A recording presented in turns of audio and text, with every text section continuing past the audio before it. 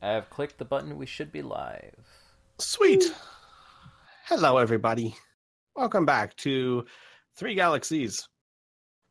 When last we left, which is important to denote now that we're doing this for the time being every other week, our crew here ran into an old friend by the name of Boz, who was very upset with you guys because he was promised a world full of chaos and shenanigans, and what he got instead, which I guess silver lining, Cyrene is actually a pretty decently stable planet at the moment, which Yay! he was not very happy about. Ooh. Apparently you giving Thraxis the fake orb, whatever other altercations or consequences from that may still come forth, the big one that you were hoping to avoid, which was Thraxis becoming a god and transforming the planet into an insane asylum, apparently has not come to pass. So there's that. Though Boz was very upset because he felt like you reneged on his deal. And in retaliation for that, he literally just teleported the entire party to somewhere unknown. Minus All one you know. NPC. Minus your techno wizard. Your advanced techno wizard. I was going to say good, but that's not fair. Your advanced techno wizard has been left behind. As opposed to our beginner techno wizard. Yeah, Dude.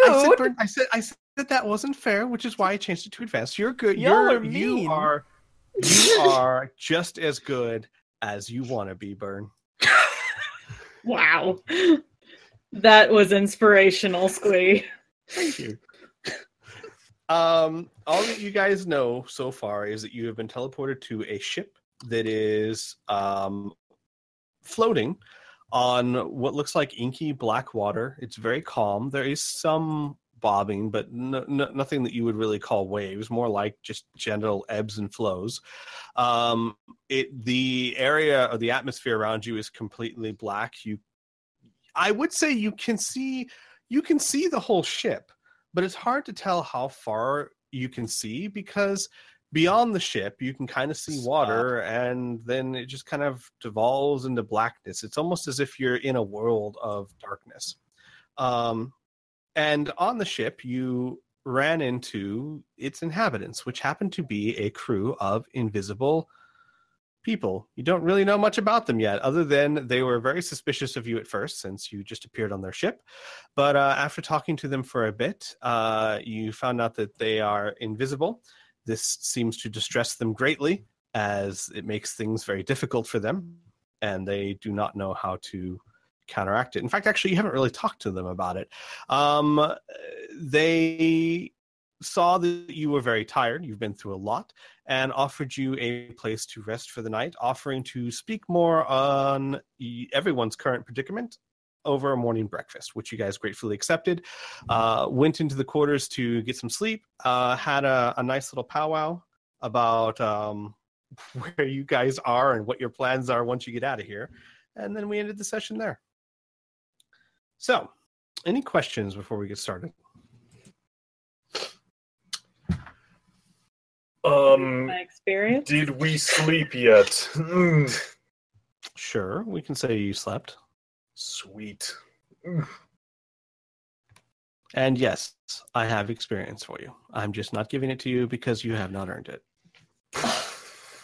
Wow. Fair. No, Rude. I'll be completely honest. I have not done your experience yet. I promise you guys I will get it to you soon, and definitely well before you level up. Also, I did want to point out before we get started, Elora, as a reminder, because I know how frustrated you were last session about kids' lack of speed, which is understandable. But you do realize you have several skills in waiting that you can use to fix such things, yes?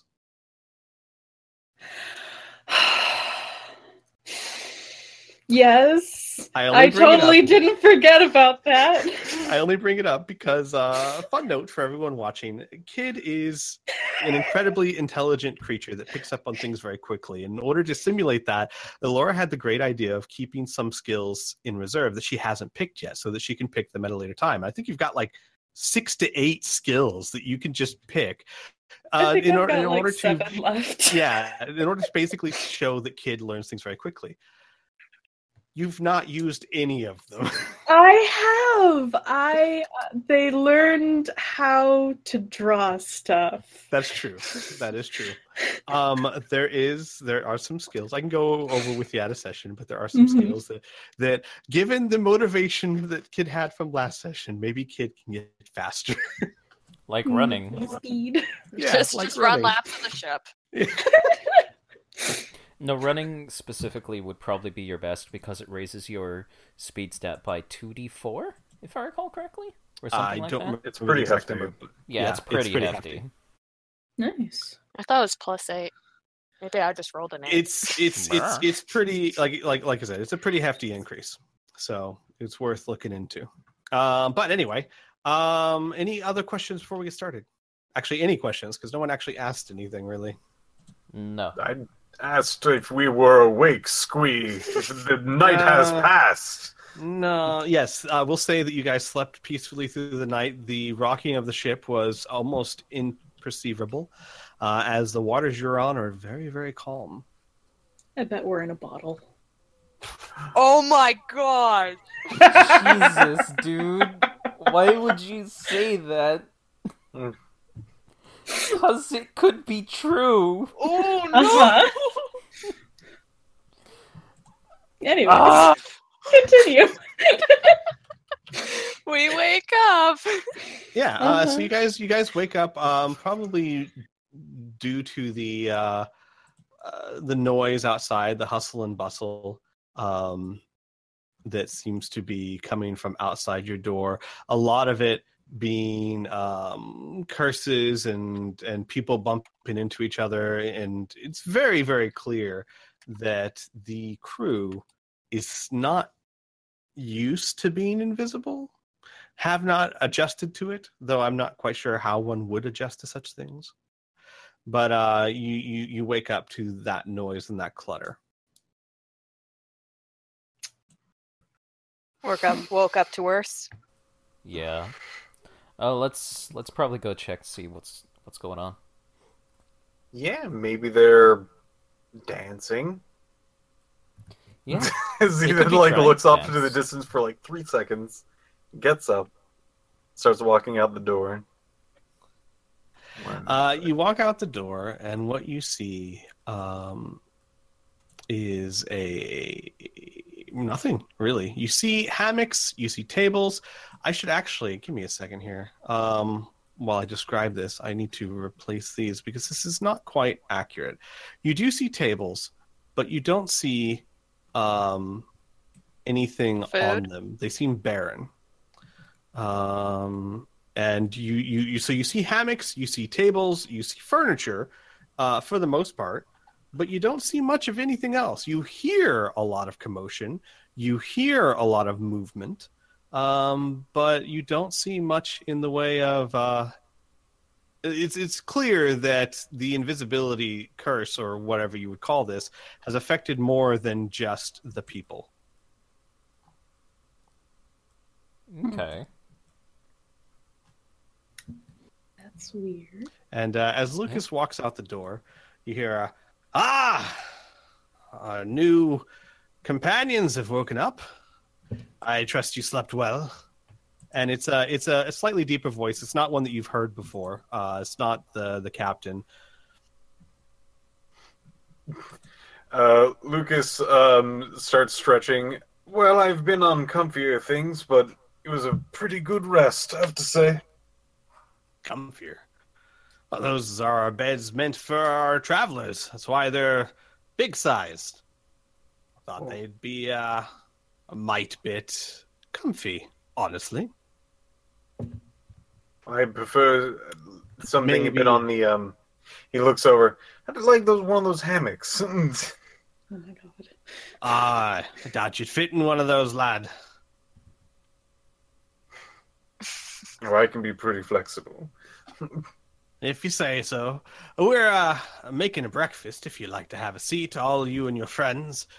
Captain should be down soon. He starts to take a step forward and stops himself. What seat isn't taken?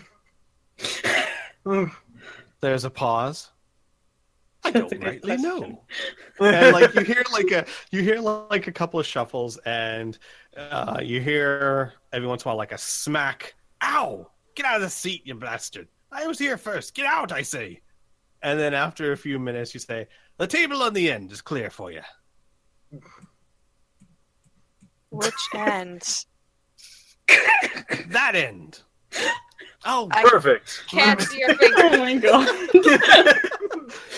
like as the second he says it, he kind of like curses, but Lucas picks the right end. It's a miracle.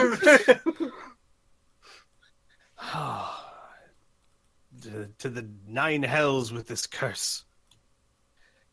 And you do, as you sit down to the table, you smell food. Nothing like 5-star or anything. You smell what smells to be bread, some cold meat, and some sort of cider.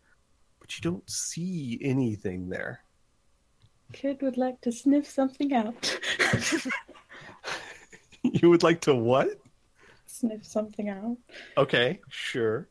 Kid, you can tell right where everything is. You just can't see it. It's clear that the food, the silverware, the plates, the mugs, all of it is invisible. I hate this. They just start like reaching out and groping around the table to try and grab something. Sure. You hear like to your side, "Be careful there, little one. You don't want to be spilling over no cider. Everyone here has learned to eat just a little bit more slowly." Please say there was a crash just as he said that. No, actually, no. Oh. And so you guys sit down. Do you guys try to eat? Absolutely. All right. I would like everyone to roll me a D100. Try and get under your physical prowess times 3. I'm going to have Lucas blindfold himself. Oh my god. Okay. I mean, that's not going to affect your roll. Just wants to get in the element. I understand. I succeeded. Okay. Fuck. I succeeded Isaac as well. succeeded. I'll just hit the button. Ooh, I did Hey it. Bird, Okay. do you still have a Yes. copy of my character sheet? 'Cause No. I totally forgot. Fuck! I forgot to transfer mine to my new computer. God damn it. See, the problem is that was on my external hard drive that blew up. Oh, that's unfortunate. But I definitely succeeded. Yeah, you did. You succeeded. So, yeah. Give me 1 sec. I'll be right back. Sure. So you guys are able to feel your way around without too much trouble. You don't spill anything or knock anything over. You get basically you get a sense of, okay, my plate is here. This food is there. This food is there. The only thing is you might notice is that your drink may be fuller than you thought it was last time you picked it up, as you might have picked up someone else's drink thinking it was yours, because how could you tell? So there might have been some drink sharing going on there. But you find very quickly that the meal is hardtack, which is a very hard form of bread that keeps for a long time, and like pork jerky. Interesting. Ooh. Not the best you've ever had, of course, but I mean, not the worst you've ever had either. It's food designed to last, not taste good. And after about a good 15 or 20 minutes or so, you hear to the below you. Hang on, I was gonna say to your right or left, but really that would be dependent on who's who. But below you down here, you hear the voice of the captain. "Ah, good to see you up. good to see you at all, honestly. How was your sleep? Lucas turns over in his general direction. Ah, yes, I already mentioned to the maid I like my beds a little bit more swingy, but I like the boat being swingy. That definitely helped. Aha, a man with sea leg. Lad, is there something wrong with your eyes? What? No, why would you? It's a Well, weird you're wearing question. a cloth over them, like Oh. a bandage of some kind. You didn't noticed. Thank boats you. or anything, did you? No, I noticed that most of the he looks at the table. Most of these things cannot be seen, so I decided to just I don't want my eyes trying to see something that's not there. So I just decided to not have them see anything at all. Uh-huh. Right, well, far be it from me to judge another's habits. You do plan on taking the blindfold off when you be walking around, yes? Oh yeah, this is just for the meal. Or future meals. Good. And see, then pauses for a moment. I do have an idea if you don't mind lending an ear. Oh, I am a man that loves ideas. Yeah.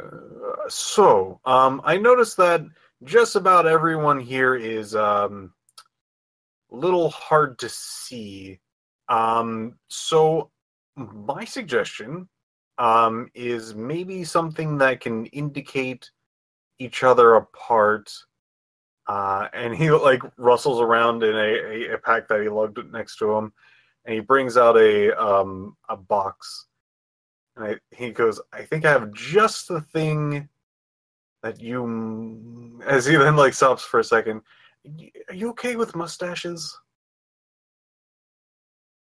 There's a silence, and then you hear the captain say, he's asking if we're okay with mustaches, lads. And then there's just an uproarious heaval of laughter. Well, we can't see your facial hair. Aye, lass, that be true, but I yet to see a gnome without a beard. Lucas paused for a second.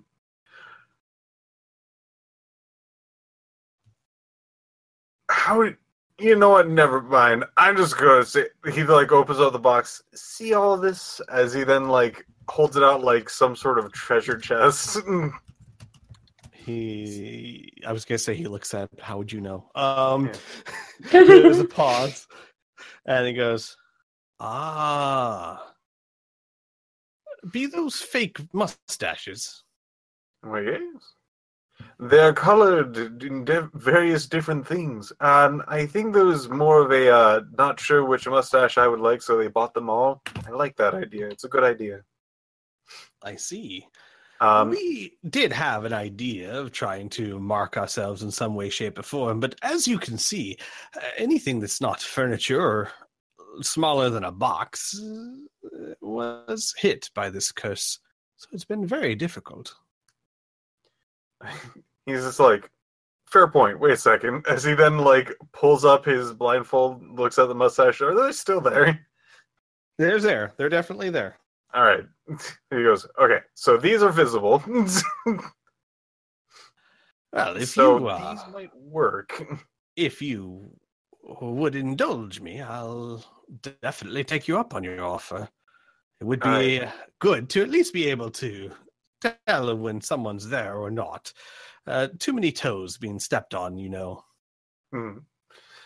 So, what I'd like each of you to do is line up, as he then goes, if you all line up right here, as he largely gestures to the end of the table, I'm going to ask you a few questions, give you a quick personality test, and then we'll match a color to that.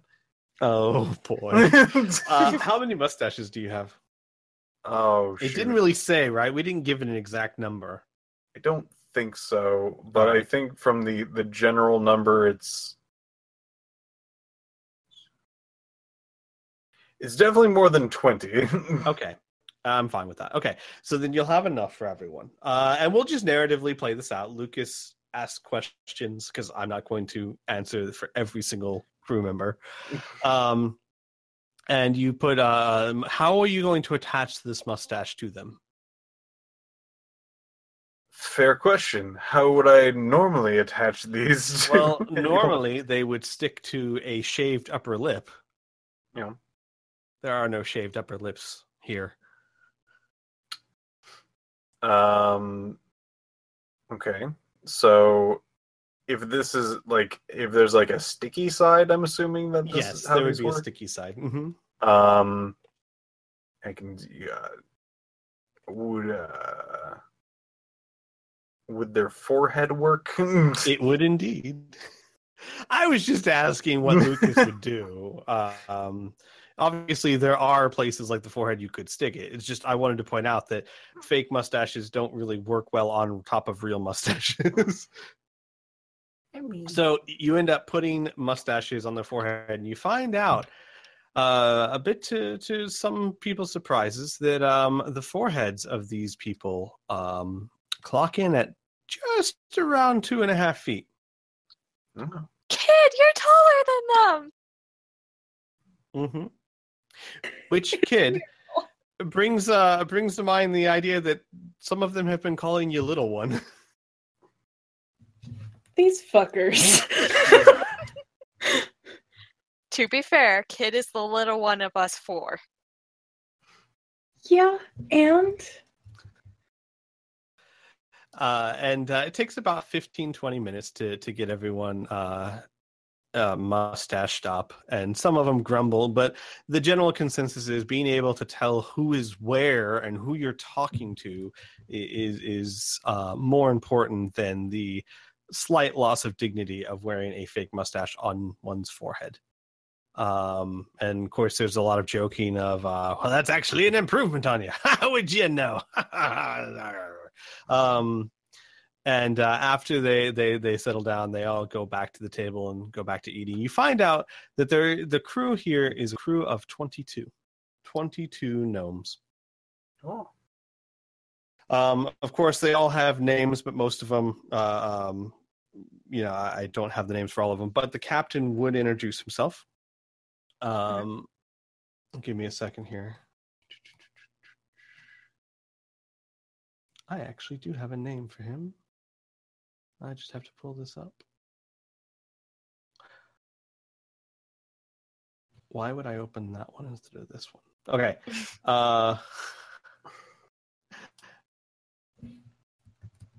His name is Captain Threepwood. And he says, my name be Captain Threepwood, and I welcome you to our humble ship. Thank you for your hospitality. Oh, I'm hoping that you can actually pay me back for said hospitality with a wee bit of help. I'm assuming something to do with this curse? Aye. Are you in the mood for a tale, lass? It's rare that I'm not. Well, good. Give me a second. Threepwood. There you go. Okay, that makes way more sense. Yeah. And you see the mustache sit down at the table. Oh. And he'll say, aye, so I suppose first things first, we be a humble crew of traveling merchants. We were at one time, less so. This ship actually used to belong to a rather notorious group of pirates that would sail the seas and, well, prey on Gnome and my other kin. We were a particularly numerous haul for them. But me and my boys were never ones for being imprisoned, so we killed them, took over the ship, and decided to repurpose it.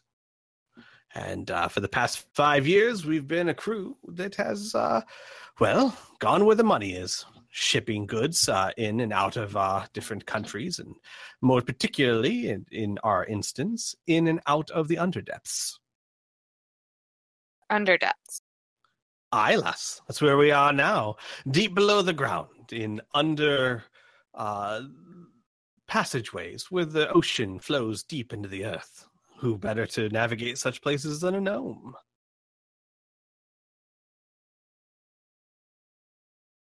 Fair enough. Anna's looking into the distance, contemplating this. Aye. But in any case, we take on travelers from time to time, hence the beds that you're able to stay in, and on occasion, they're more interesting individuals. Namely, in this case, we took on a traveling wizard for quite some time.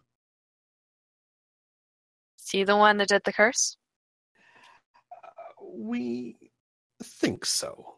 Honestly, we're not quite sure, but we're almost positive that he has a part to play in it, yes. His name was Sans, and a nice enough old man, if a bit absent-minded and, well, distracted, but wizards often are. He wanted to perform some, he called them experiments, which he wanted to do in a secluded part of the underground waterways and paid quite handsomely to do it. So we took him on board. In return, he used his magics to make our lives more comfortable, one might say.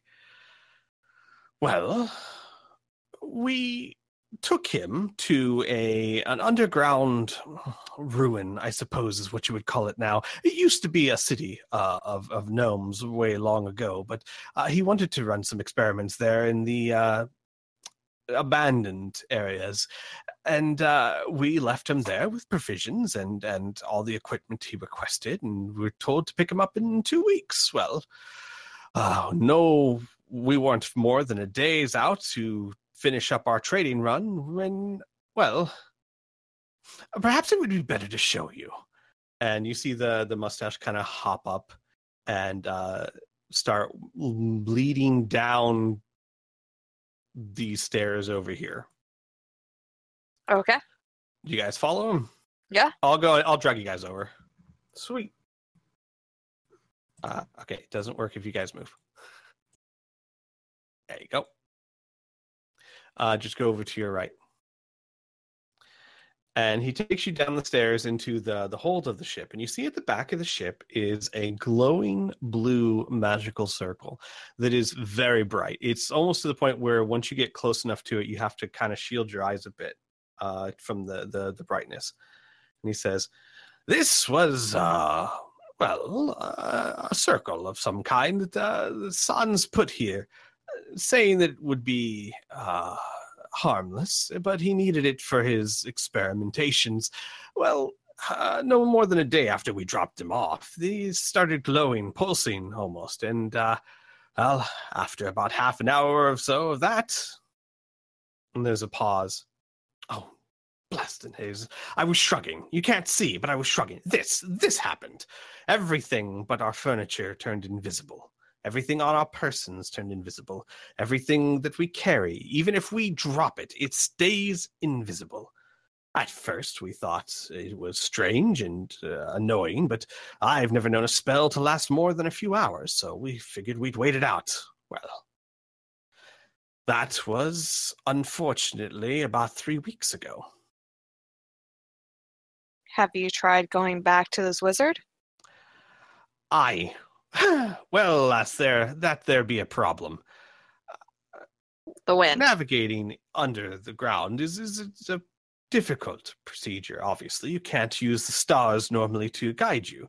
And if you don't have the proper equipment, you can very easily get lost in the vast underwater bodies. Well, it took my boys a while to get used to being invisible. I dare say we haven't quite gotten used to it yet. And, well, one of the cabin boys was holding on to our navigation orb, a vital piece of magical trinkets that allows us to, well, chart our courses by the stars.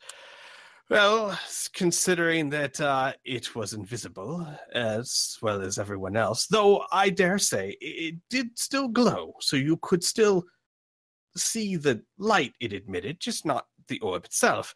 He dropped it, and it, well, this being a ship and all, rolled off into the murky depths below. Not the direction I thought I was going in, but get the point across. Yes, well, I immediately halted the ship right then and there, and we haven't moved since.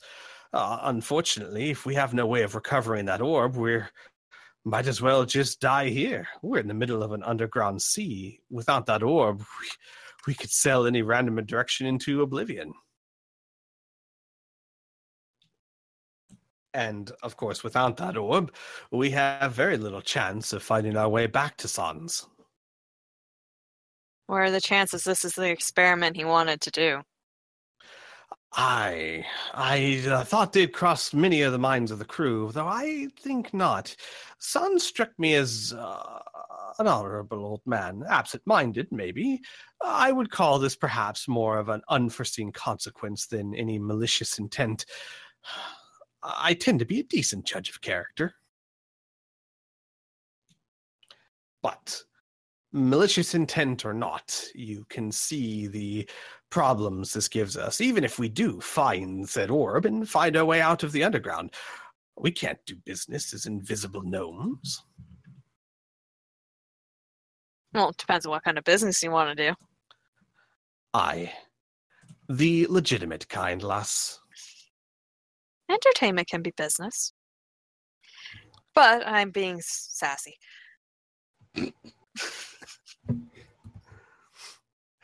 And he goes, so, you see our predicament. We have a curse we don't know how to break, a wizard we don't know how to find, and 4 newcomers that just happened to arrive on our vessel in a time where, quite frankly, we were starting to get desperate. Some people say that there's no such thing as coincidence. Perhaps they're right. Perhaps this is fate. We'll just have to see. Aye. So what say you? Any ideas? Any help you might be able to lend us? I ain't no magic user. Lucas? I don't know any of them. Okay, Lucas. Isaac? I'm trying to figure something out. This would be so much easier if we had Cathor with us. How convenient. Yes, how convenient. Squee. Yes. How long does it take to learn a scroll? About 7 days, give or take. All right. I could come up with something between 1 to 2 weeks. I could probably come up with something. Diving down is going to be a problem, but luckily I will also need materials. Shit. But I have a possible solution. I have a scroll to see the invisible, but I'm not willing to just waste it on it. Just one activation. I would have to learn it. I'd have to create a device, and then we would be able to get your compass or whatever. How far down is this water? Well, we did take a measurement. This particular area happens to be, about 200 or so feet deep. And the orb would probably sink. Like I said, though, although the orb itself is invisible, it does emit a blue light, which is easy enough to see, even without the use of spells. The trick is, of course, finding it. Yeah. If we're willing... Sorry, go ahead. No, you first. If we are willing to wait 3 weeks instead, I could probably come up with a way to get it fairly easily. Because I have another scroll that is Swim as a Fish Lesser. Ah. Unfortunately, lad, I don't think our food stores would last us quite that long. However, well, if it's breathing underwater that you be needing, we might have a way to help. Are any of you, by chance, healers, trained in the arts of healing? I don't fix things. What do you mean trained in the arts of healing? Well, Magical healing or Oh, well, any kind, honestly. We happen to have a cleric on board among our crew. It's very useful to have when you're at sea for all kinds of healing and magical purposes. And I do believe that he has a spell to allow you to breathe underwater. Unfortunately. Well, here, let me show you. And the mustache starts walking back up the stairs. He just groans. Ugh. Stomps after him. And give me a second. You guys all follow again? oh yeah. Yep. All right. Takes you back up, up past where the crew is, up to the main deck, and into this room right here. Okay. And you see that there are two cots there, and on one of the cots it does look like one is actually has weight on it. It's being dragged down, and the captain says, "This be our cleric here. Weinz is his name. Unfortunately, he's fallen quite a bit ill, and well, in this condition, he's not doing any magic for no one, no how." Okay. That could work. Which bed is he in? He's in the back one over here. Okay. All right. Did we end up putting a mustache on him? No, he's been in the bed the whole time. Okay. Feel around. Where are his feet? Where is his head? Yeah, it's easy enough to get. Okay. Let me try and deal with this, and I'll figure things out. Right. Also, he's going to turn back to Kid and Anna. If we have to be here for a while, we could rely on Rael for food. Yeah? We still have him. Does he float? I don't know if he floats. I'm not entirely sure I want to subject the boat or him to the water. I don't know if he would melt, but it's a possibility. Just saying. But I can deal with this. Yeah, that's all. That's a plan Z. Yeah. Okay. All right. I'll leave you to it. Yeah. All right. Real quick, while you're doing that, Lucas, Kid, you guys doing anything? Thinking anything?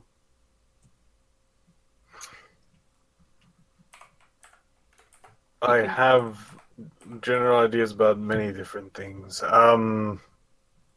I keep my cards very close to my hip. I thought you were gonna be like some of them pertaining to this, even. Ooh. How many? I'm checking through what I have at the moment. Okay. Okay. I guess he is basically just gonna sit there, like puffing his cheeks and making a dooting sound, like he's just not really much to do about anything. He's got nothing. Okay. Roll me a knowledge galactic lore, because that's what we typically use when it comes to the field of magic for you. Oh, the field of magic. Yeah, unless you have, because I don't think there's actually like a knowledge magic. There is a lore magic. A lore magic, yeah. Do you have that? But it's a difference between kind of being able to. I think we explained this a few times before. It's more of like almost an innate knowledge of Right. not all magic, but it's like if it's a standard, like this is how blank works, like Like, if somebody did like a fireball, I could be like, this is this kind of magic, and I can That kind is. Oh, go ahead.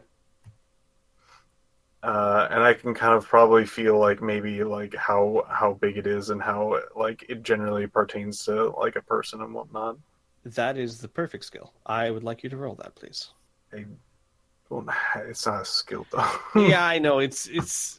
I can just roll something. I don't mind. Yeah, you know what? Tell you what. It's really a skill we should have given you a while ago because it makes no sense for Lucas not to have that. Go ahead and just roll me a D100. All right, that's not bad. So when you saw the magic circle, it's not the first time you've seen a magic circle. Probably not the first time you've made one, or you've probably made one or two yourself. It's very complex. It's a language you don't understand, but it's not completely foreign and unknown to you. You do know two things. One, if you erase the correct parts of the circle, you could conceivably break this curse. It's clear that this curse is emanating from the circle itself, or at least it may not be the power source of the curse, but it is the conduit, the focus that is causing it to happen on this ship. And by erasing the correct part of it, you could break the curse, at least for the ship. The other thing you know is that if you don't erase the correct part of it, you could do anything. The spell could go haywire, the spell could become worse, the spell could transform into something completely unexpected. It is tricky messing with the magic circle when you're trying to dispel or change the effects, especially when you're not sure how it works. If you take the time to study it, it would take you a lot of time, and Lucas has never been the most studious, but it is conceivable you might learn how to break it. I mean, Lucas can give it a shot, but if there's any like books and tomes and you have to read up on things, he's out. No, it would literally be studying the magic circle. No, yeah, he could probably do that. All right. Though it would depend. So basically, here's the thing. You would need time to study it. It could take hours, could take days. It's really difficult to tell. It would depend on how well you roll, and also depending on how well you roll, you would also determine the confidence of, yes, I'm going to dispel this, or I might make it worse. Who knows? That would all depend on how that goes, if that makes sense. Okay. So I'm just letting you know what Lucas would know. Got it. I think he's going to wait to see what Isaac's going to do before he does anything. Okay. So, all right, then we'll go back to Isaac. Isaac, you have determined the general shape and outline of the body of the gnome. What he is going to do is he's going to have one hand on his ankle, one hand on his forehead. And he is going to use psychic surgery. I haven't done this in a while. Yeah. So, let's roll. Let's see. 2d4. Right. Oh wait, no. Psychic diagnosis first. Sorry. Is that still 4 ISP? Yeah, right. Because what are you fixing? Yeah, exactly. So it'll take about a minute and 15 seconds. And he will know any physical pain, damage, disease, and possession with absolute clarity. This pinpoint accuracy enables the character to suggest treatment or conduct psychic surgery. Got it. So after about a minute or so, you come to the conclusion fairly confidently that this gentleman, this gnome, is suffering from a severe case of scurvy. Ah. Okay. I don't almost think to the point of like it is life-threatening at this point. All right. So let's deaden pain, because he's probably in pain, right? He's unconscious right now, so no, I mean, depends. Yes, he's probably in pain, but is his conscious mind aware of it? Probably not. Okay. So I have a question. How does scurvy is an intense vitamin D deficiency, C. right? Vitamin C Vitamin deficiency. C deficiency. Mm-hmm. It's not a toxin or anything like that, correct? Correct. It is literally the body breaking down because it doesn't have the vitamin C. element it needs to vitamin C to keep the machine running. Okay. Yeah. He has no... Okay. He's going to turn to the floating mustache of the captain and say, do you know where you have any kind of limes, oranges, things like that? He has scurvy. There's a pause. I know. I don't know what good that'll do. He's got scurvy. I'm not sure there's much hope for him.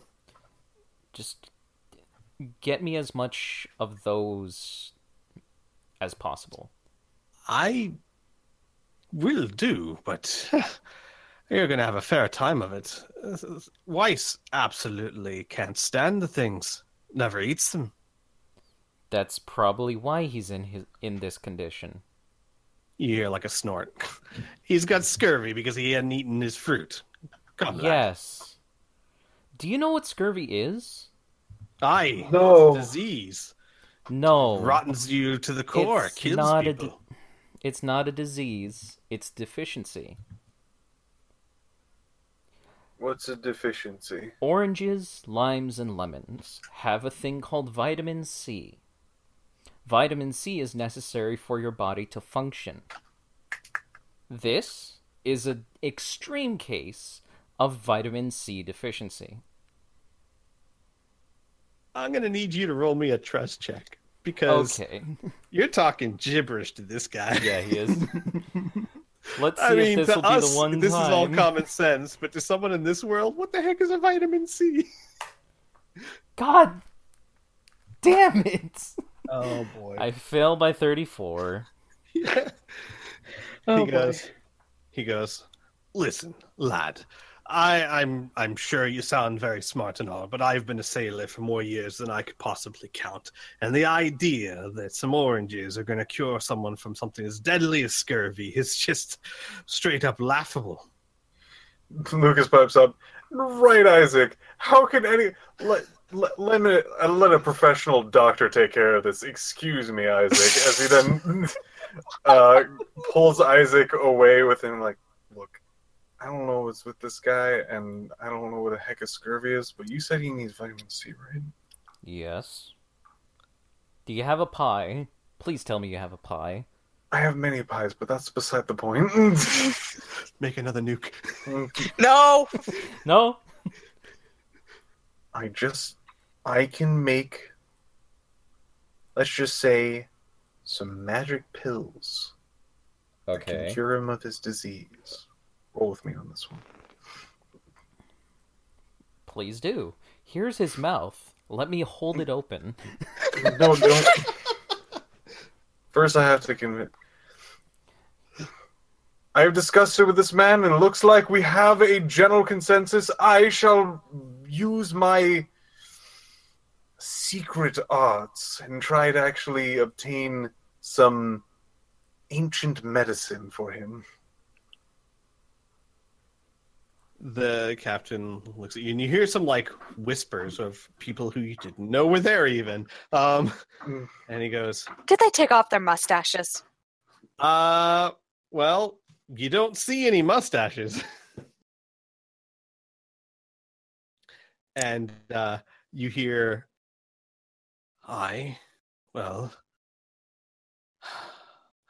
I don't necessarily like the idea of trusting forces I don't understand, but at least I trust magic more than I do some limes. But understand this. If it looks like you mean him harm, we may be small, but we're far more dangerous than you might be thinking. Don't worry, they're pills. There's like some other mutters, and then you hear the captain go, pills can be dangerous sometimes. Yeah, sometimes they get caught in the throat. They get real itchy. I don't like them. Gotta maybe get some water with that. It's hard to. I don't like it. Aye. Well, just be knowing that if you mean him harm, you'll be feeling the back of my hand. As will the rest of your lot if you don't put on your damn mustaches. You hear some grumbling, and mustaches start appearing. Hey, if this man doesn't like limes, what does he like? Ale and meat, like any good gnome. He doesn't have any fruit. He doesn't even like, I don't know, like apples or something like that. We gnomes aren't particularly fond of fruit in general. Fungi, perhaps, but we live underground and plants are few and far between. We do eat them, of course. We're not bloody carnivores or anything, but there's a lot of us who. So it's more of like a tough, bitter taste of just ale and. Aye. Hard to find a gnome that doesn't like ale. Lucas nods a bit, and he cracks his knuckles, and he's about to perform. He looks over to the mustaches. You might want to step back a little bit. The mustaches back up. Some of them are like on upside down. Some of them are on like because you didn't place them this time. Yeah, right. They're not done correctly. He goes over to some sort of table and starts conjuring up a bit of magic. Yeah, there's the room that's connected to actually has a table that you can feel instruments and glass vials and things of that nature. You can't see them, but you can definitely feel that they're there. Anything that might look like a bowl? Yeah, like you can find a bowl, sure. It looks more like a mortar pestle, so like, something that you would use to grind things. Mortar and pestle, I think. I forget the name of it. That should be mortar fine. And pestle, yep. Yeah. The mushy thing. The mushy thing. So he's going to cast a magic spell at the bowl. He's going to create candy. Mm-hmm. He's going to have vitamin C gummies. Got it. Why, in the shape of what?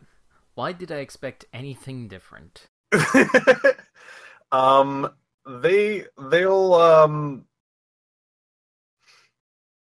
let's see. They'll be in like probably heart shapes. Okay.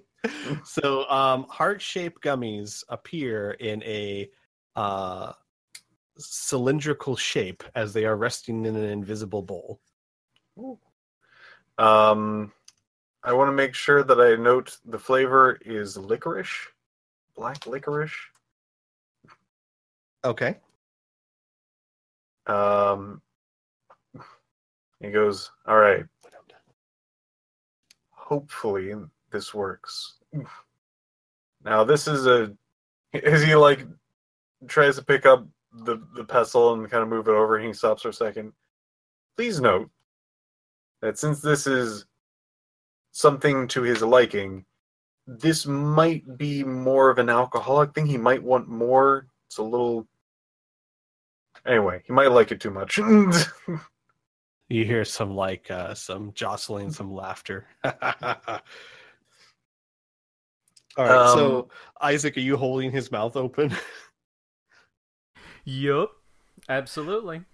I will say it is going to be difficult to make an unconscious person eat gummies.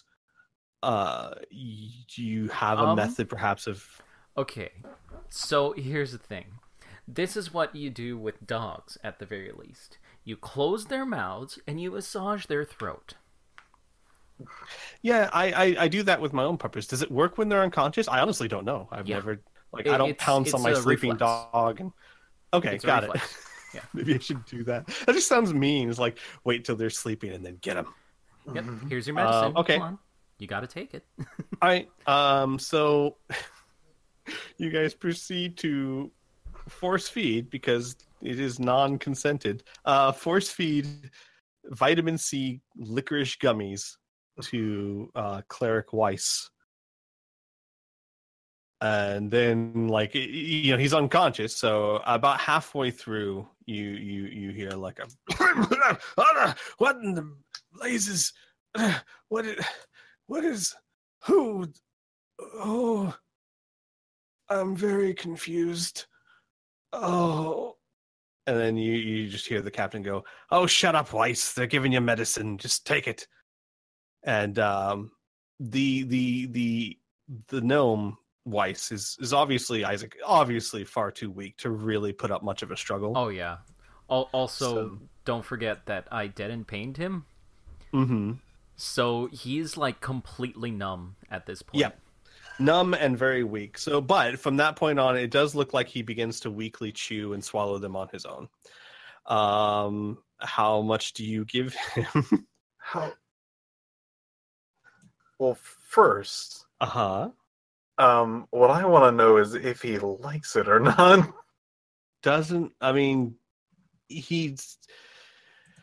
It's hard to tell. You can't see his face. He's not really saying one thing or the other. He seems to be very weak. He's slowly chewing them, but he hasn't been given a response. You'd have to probably just straight up ask if you want to know. After like the fifth piece, he could just be like, "Do you like it or?" I can't say it's unpleasant. I never really had anything like it before. It's soft and sticky.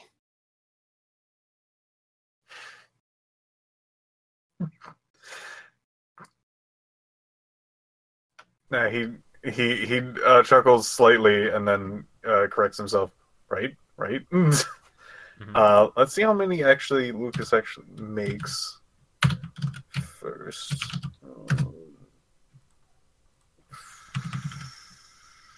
Like this many. Several plus that apparently. All right, so 39. I mean, so that's like what? That's probably the size of a medium-sized bag of gummy bears, right? Something like that, yeah. Yeah. Okay. You could probably feed him about half of it before he's really gonna be full. Well, you don't want to. I'm not sure if he wants to be full with these. Well, that's why I'm asking. Like, he's too weak to fight you, so Yeah, it's really we're just the how much ones- do you? Yeah, we're the ones that determine how much he's taking. I'm not a doctor. Isaac, help. I'm not a doctor either. What the fuck do you want me to do? What do you mean you're not a doctor? What? Wait a second. What do you mean you're not a doctor? I can heal, yes.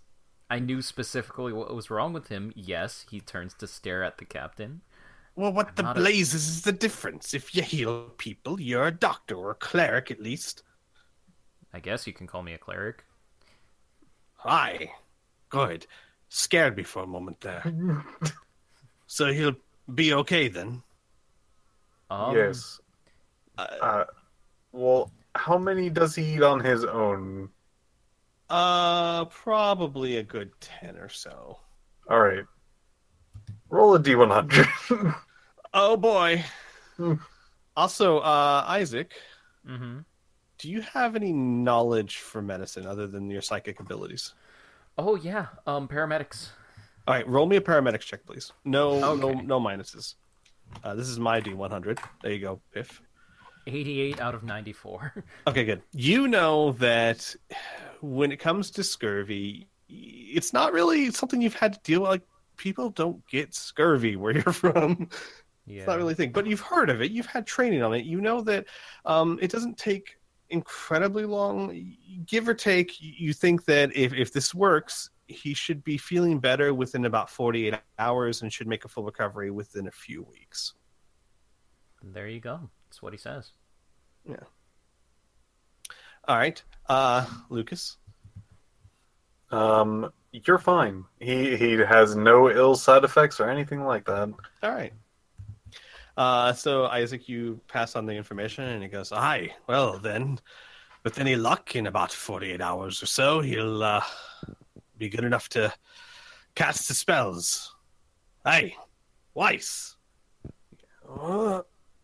You think you'll be able to cast that breathing underwater thing?" I suppose. Ah, well, there you have it. Let's So, let him rest for a little bit. aye. And with that, he ushers everyone out of the room. And he says, well, 48 hours we can certainly handle. Going on a few weeks is where it starts to become a problem. Yeah. That's fair. I don't suppose. Hmm? Well, ye have the looks of fighters on you. Yes. And, well, understandably, me and my crew lost the orb. True, 'tis true, but, well, these waters be a mite bit dangerous, and, we aren't exactly equipped to go fighting monstrosities. We can handle ourselves against the odd pirate or have you, but, well, mightn't we convince you to go after the orb? Yeah, I figured that's what I was probably going to have to do. Oh. Ah, well, you're easy to convince. I like you, lad. I mean, he's going to turn to Lucas. Do you want to go swimming for the orb? Do I? I have no idea, do I? Do you? I heard there was dangerous things there. Like, I'm pretty good at fighting. I'm pretty good at swimming, but I'm unsure about fighting and swimming. Yeah, me neither. I suppose it would be best to let you know these waters. There are the occasional sea serpent, but generally not in this area. This area is much more known for water trolls. Water trolls? Aye. Dangerous beast. Heal very quickly. Like to collect shiny things and treasure. Okay. Alright. And they're underwater? Right? Aye. Well, wouldn't be much of a water troll if it wasn't. Isaac's going to... I want to make a skill roll. I would like to make a skill roll for... Where is it? Basic electronics. Sure. To determine what exactly? Whether the troll likes video games. Whether if it was saltwater or freshwater that conducts electricity better. Go ahead and roll for me. Alright. 9 out of 98. Oh, We man. had this discussion. You know that actually, with that kind of roll, water does not conduct electricity at all. In fact, perfectly clean distilled water is not a conductor of electricity in any way, shape, or form. It is the salt in the water, the impurities, that conducts. So the saltier, the better. So, hey, Anna would be amazing for this. Possibly. Possibly. If her magic works correctly, yeah. If it works correctly, yep. Mm-hmm. It could also fry Isaac, but I'll take that chance. Just start shooting the water from the boat. You see dead fish just start rising to the surface. We got food! Isaac's gonna walk up to Anna and go, hey, so, quick note, I just healed the ship's cleric, which is good. He has a spell that will allow people to breathe underwater, and we need to get this orb. But I was also informed that there are water trolls around here. So, this is salt water, I'm pretty sure. Salt water conducts electricity very well. Do you want to go with me? Can you swim? Good question. No, not really. I was thinking of just grabbing some weights and just sinking to the bottom. I'm sorry, are we in a gangster movie? What? I guess.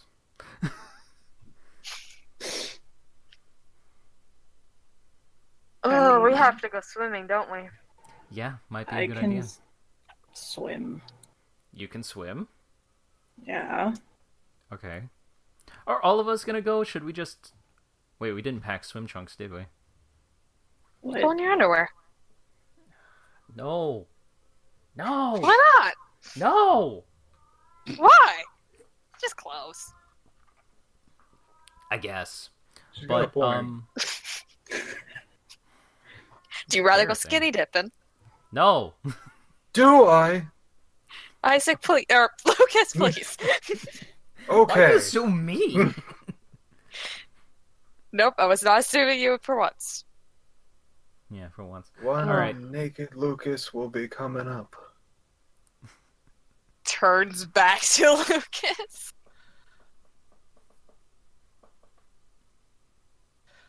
And the captain says, well, no matter what way we do about it, we've got about at least 2 days before he'll be up to casting the spells. Yeah. Of course, you are more than welcome to stay on my ship and dine with us and or whatever else you may think of to help in this predicament. And I promise you, if you do help us get through this, they'll, well, we don't expect you to do this for naught. We will, of course, be more than willing to take you wherever you may need to go, and mayhaps find some other way to compensate you as well. Cool. Convenient. I was hoping you'd think that. He goes, do you have any, like, he stops, all of our games that you would have, like, maybe cards or dice, I'm assuming all that would be invisible, right? Aye, much to the displeasure of the crew. I'm gonna go check out the magic circle. You guys have fun. As he Guess I'm, strides away. Alright. I guess I'm practicing my swimming the next couple days. Yeah, I'm gonna try and meditate, get some of my ISP back. Oh! Ooh, that's a good idea, actually. Yeah, it might be a good idea for you too. Kid, I want you to come with me. What? Just come. And Isaac is going to go back to the where we slept last night, Mm-hmm. and he's going to rifle around in his backpack and dig out a necklace, and he's going to hand it over to Kid. I technically made this a few days back. I just kept forgetting about it. But this was the necklace I was planning on making for you back with the heist on Noble Station. Now, the gem, as you can see, is a bit cracked. It's a bit smaller than I would have wanted, but you know, it works. It works. And the necklace looks like it's made out of a black metal, and it looks like claws are attached to it. Kind of like a kind of like animal claws, but you can tell they're metal. The ends have been filed down very recently, specifically after we came into this this plane, after we came to Palladium, because he noticed that Kid was starting to get splinters and stuff, so poking things would not be a good idea. But it's normally made out of MD materials, reinforced materials, sorry. It has a bright emerald gem in the center, and it looks like it is a wire necklace with claws on it. Out of character, very Black Panther-esque. You know what I mean? Yeah, you know what I mean. When you first brought Kid along, when you were just like, "Come on," they had this offended look, and they just kind of came after you, just grumbling quietly to themselves, just as you pulled that out, their face just lights up, and they immediately grab it from you. Yeah, there you go. It's yours. Have fun with it. They just put it on and take off out of the room, and then pause, and then poke their head back in and go, "Thank you," and then start running again. He's gonna smile contentedly to himself, and then Sit on the bed, start meditating. All right. Do you guys mind if we take a quick 5-minute break or so? Sure, No, I'm let's done. go for that. All right. We're going to do that, and we'll be back in just a moment. Okay. I mind. Wow. Wow. Wow. Come back here and do the GMings and whatever. Do as I say, Squee. He's gone. Squee. God, spines are really hard to draw. They are. Oh. Actually, I'll save that question for when Squee's here. School. So,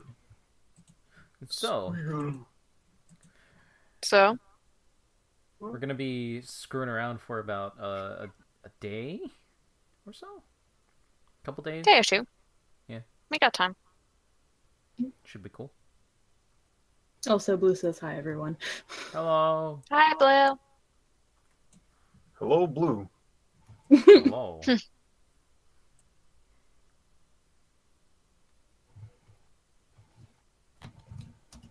How much ISP do I need? 48. Okay.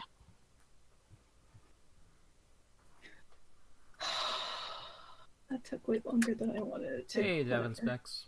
How's it going? Oh, I don't need to meditate because sleep alone would have been enough. Great. Because we definitely slept longer than 4 hours. Yeah. I'm gonna need 8 hours of meditation and then I'm good. Actually, I could just hang out for 22 hours, so I might just do that instead of meditating. Same thing with PPE, actually. Learn to swim in 2 days in the middle of the ocean. Kid can coach you. I gotta go deal with this cat. 1 sec. God.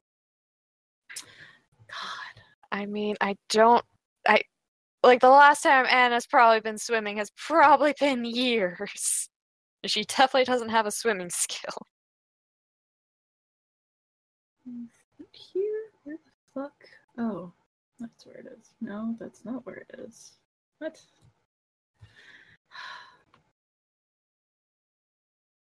So what if we find a water dragon? Then we can add them to the collection. We already have a gummy dragon. Let's just get all the elements. The element. Oh, wait. What element would a gummy dragon be? Or gummy worm? Blah. I mean, he's acid, so... Water? Sour apple. So, I wish. Hi. Hi. Hi. Hello. What's up? What did Nothing. you do? Okay. Nothing. You Nothing. sound guilty. Did I? Yes. Excellent. Slightly suspicious, yes. Hello. Sea dragons! Please. Shit. Are we waiting so- on anyone? I just got back.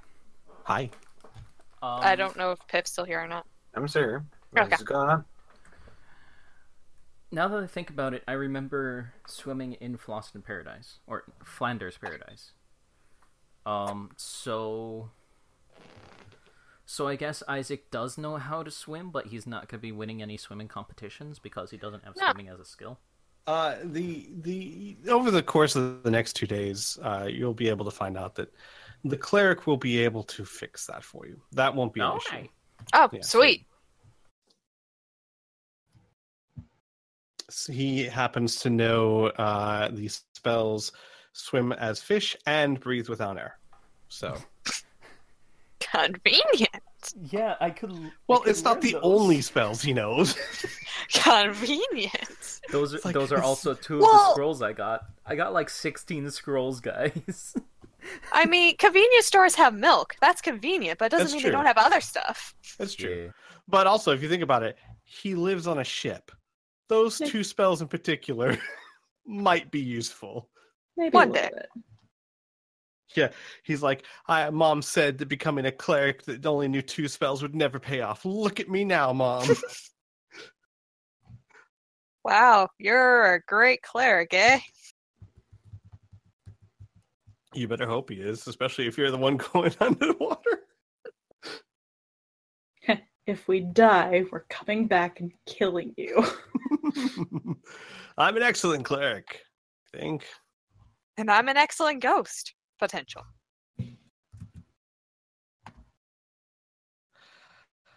All right. All right, so everyone's here. We can start back up. Yeah. Okay, so first things first. You guys have about 2 days. Isaac is meditating. Lucas, you are studying the circle, eh? Yep, I'm circling the circle. Now, I do seem to remember, someone in chat brought it up too, I believe that we gave you the lore magic skill a while ago, but if we didn't, we should. Do me a favor, Piffrikins. Yeah. Give me a second. I'm going to look up. I'll look it up later. I don't have the I don't want to bring the whole session to a grinding halt, but over the next session, let's find the skill and find what your reasonable level would be with it.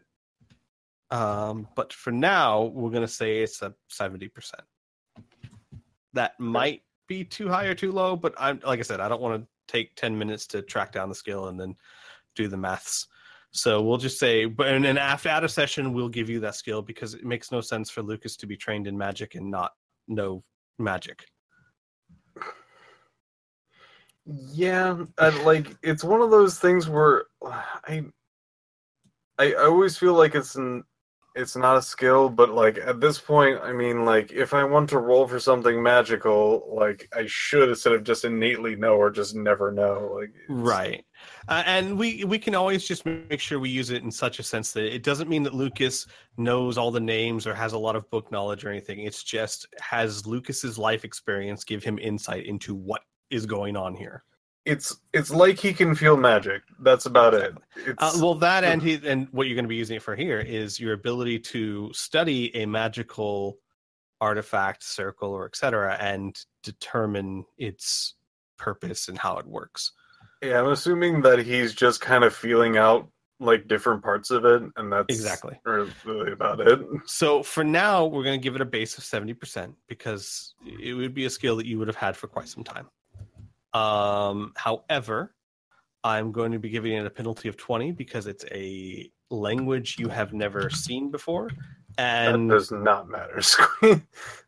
I don't have a language of my basic speech either. That's true. But also, in addition to that, it is a type of a school of magic you are unfamiliar with. Sure. So go ahead and roll.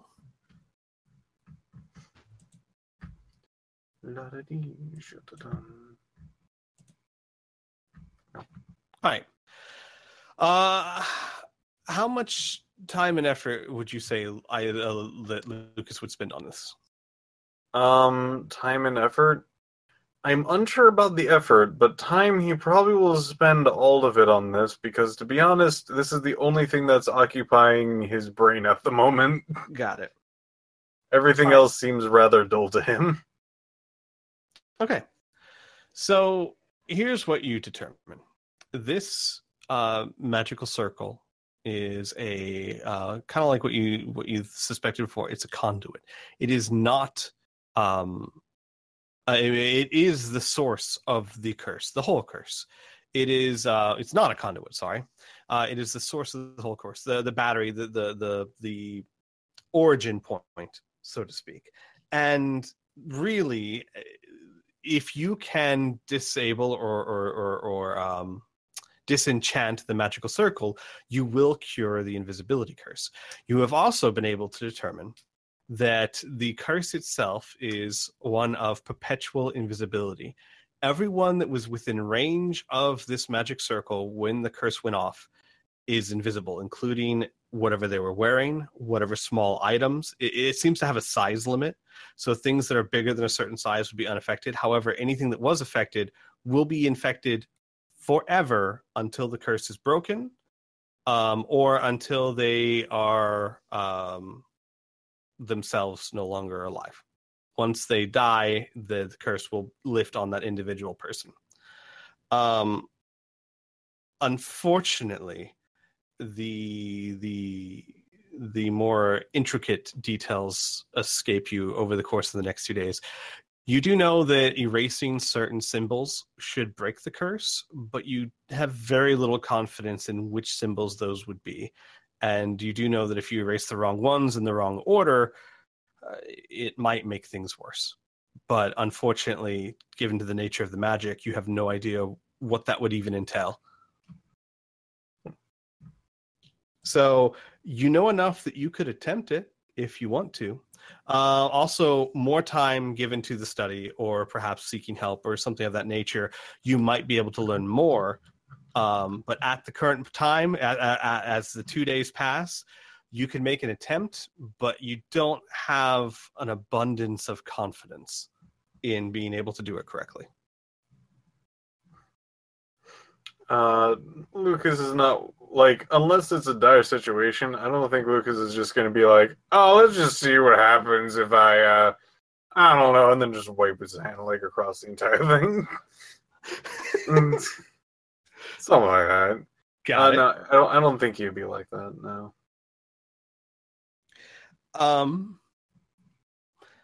So he'll probably just have a kind of a fun time, like, kind of seeing what parts does what, and then probably leave it alone and not actually, like, muck around with it, other than just kind of seeing what's what. Roll me one more lore magic with no penalty this time. Yeah. Okay. So while you're having a lot of difficulty figuring out the intricacies of this particular curse, it is very enlightening in a sense that, man, you've never seen a spell used this way before. A spell with a battery like this that's used in perpetuity. Sorry, I can't pronounce words tonight. Perpetuity? Yes. And you're now convinced that given enough time and effort, you might be able to adapt this to maybe one of your own spells to increase the duration of it. Again, it's just more of an idea or an inspiration at the moment, but the way this curse is used, you're like, I might be able to replicate that. It would take time and effort, but you know that you might be able to put this knowledge to use later. That's neat. That was a really good roll. It was. So basically, mechanics talk. Later on, if you want to, you can go over certain spells that you might be able to use this technique to increase their duration. But it would take time and practice, and for the individual spells. Okay. All right. I'm going to have you guys do a few rolls over the next 2 days, but before that, is there anything that the players would want to initiate over the course of the next 48 hours?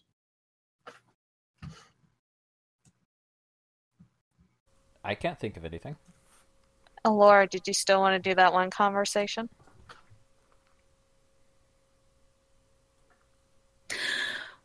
Right. Yep.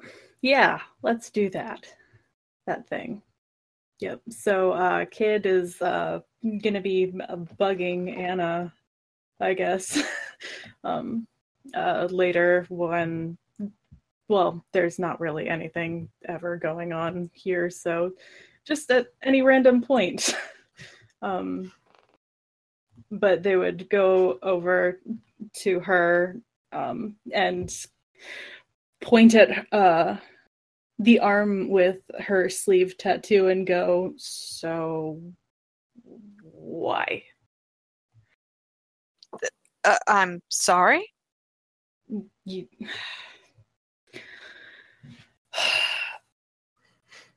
I have spots. You don't need spots, so why did you get them? Because wait, are you asking about my tattoos? Yes.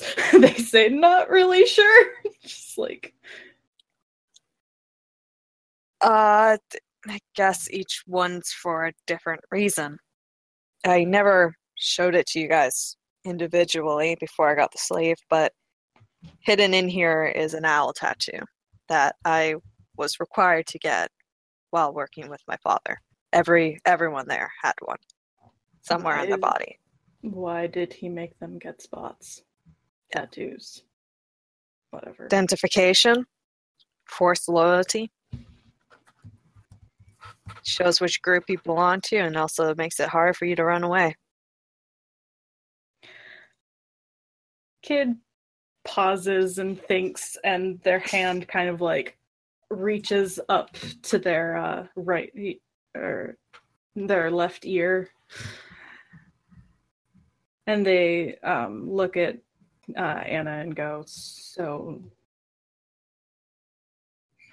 why would they do it willingly?" Because it's fun. Also, I guess my lightning bolt one, she like kind of runs her hand over her wrist.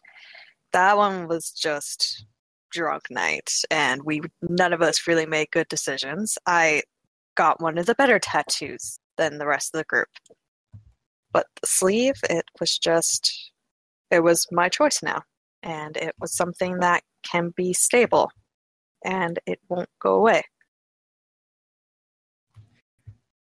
and it looks neat. After Kid just spent like the last 10 minutes calling them spots. I paid good money for that design. I paid a lot of money for that. Yep.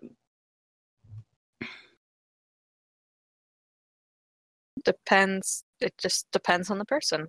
Like it could literally just be a mistake, or it could be they just really like the design, or they wanted to honor someone or something.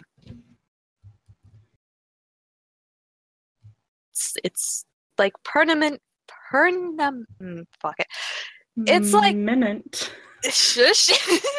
It's like permanent fashion. Nope. Let's just pretend I'm saying that word right. Okay. Huh. That's weird. But okay. She shrugs. I mean, I don't see. Well, we kind of hard to do to get one that'll show under the fur. I guess you can do one on the inside of your ear. Kid like reaches up to touch their ear and is like, no. Fair enough.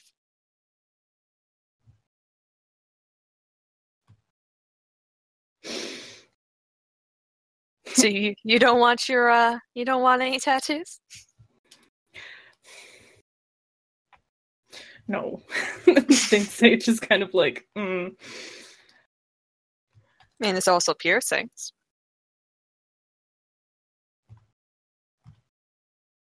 Oh, what? Like, he's like, mine grew over ages ago, but it's like putting metal rods in or things into your skin to add like design, usually on the ears, or really anything that kind of sticks out. Yeah, Kid frowns for a moment, and then they kind of like hold their ear to an angle, and you see there's already a hole in their ear. I'm guessing like that wasn't a good piercing. I didn't choose to get it, if that's what you mean. Well, I'm not saying you have to.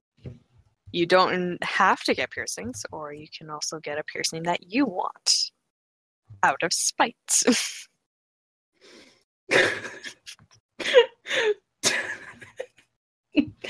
Kid contemplates teenage rebellion.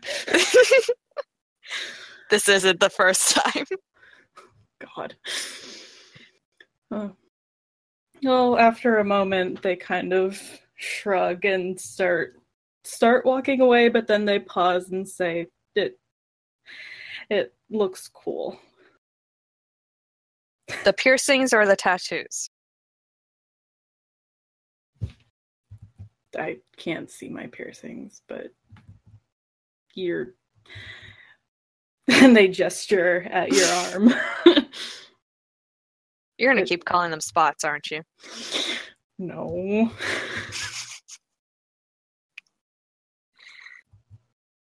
Well, good talk, kid. You're getting better at this. We're trying.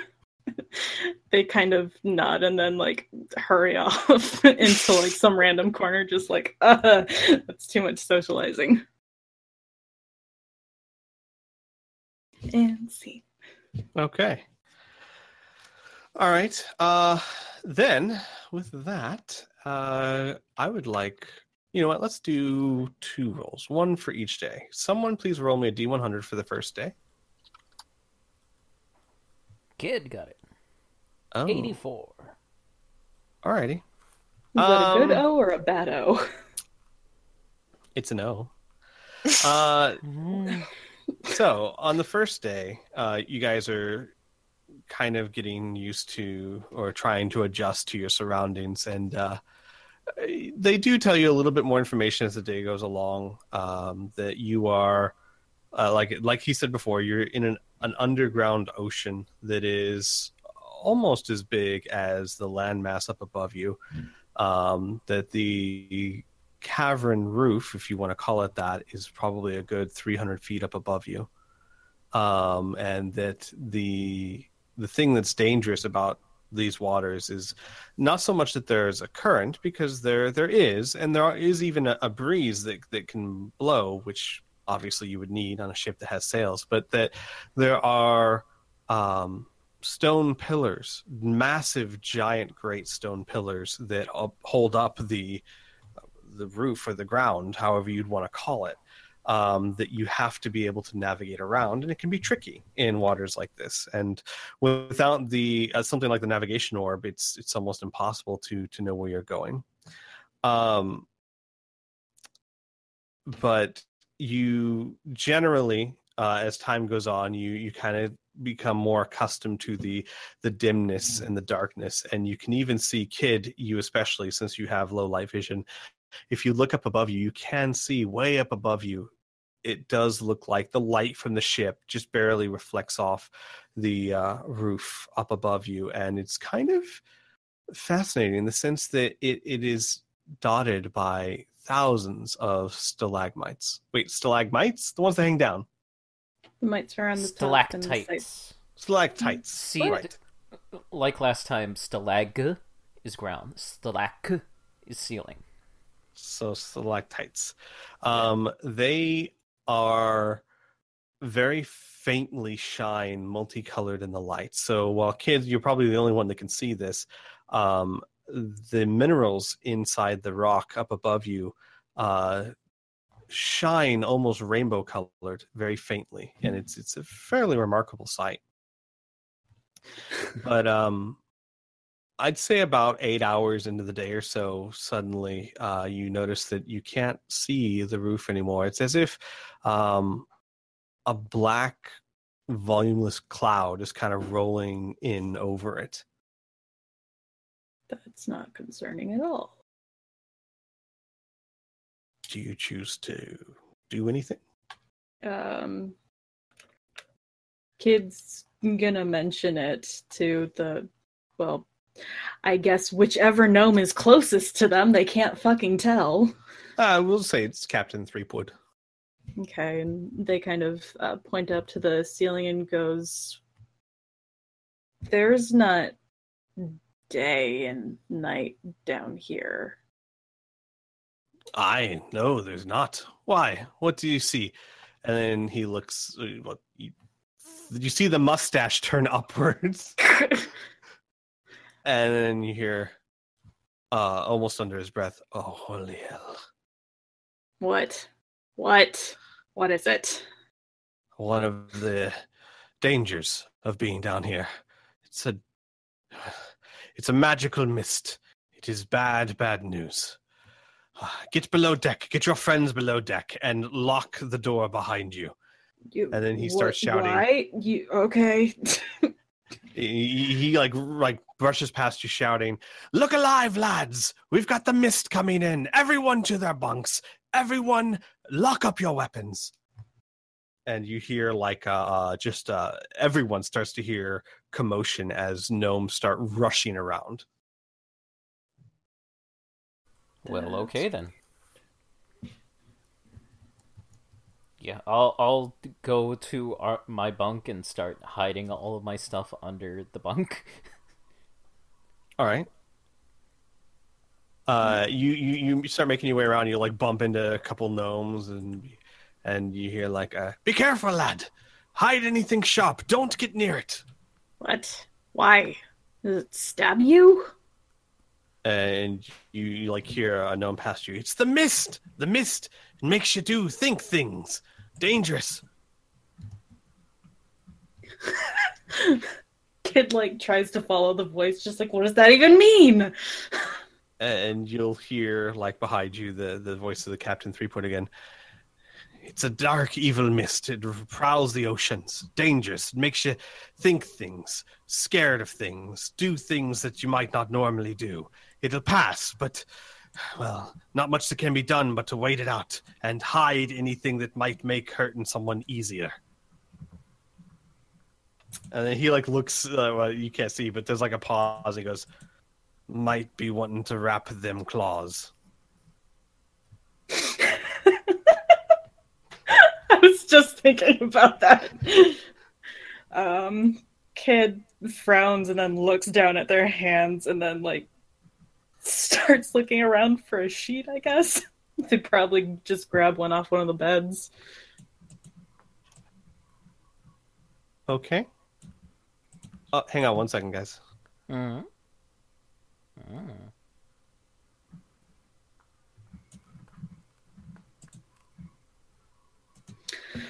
Oh, for fuck's sake. What?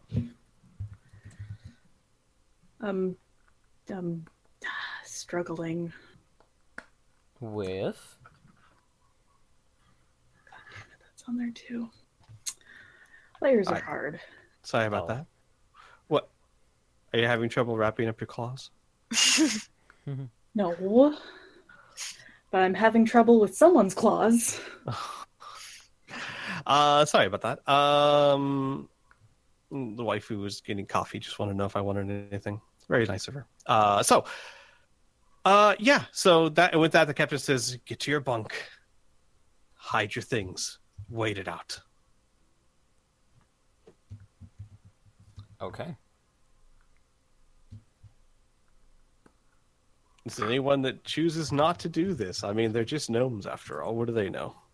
They've also been here way longer than we have. I'm just They're saying. also invisible. Let's trust these gnomes, I think.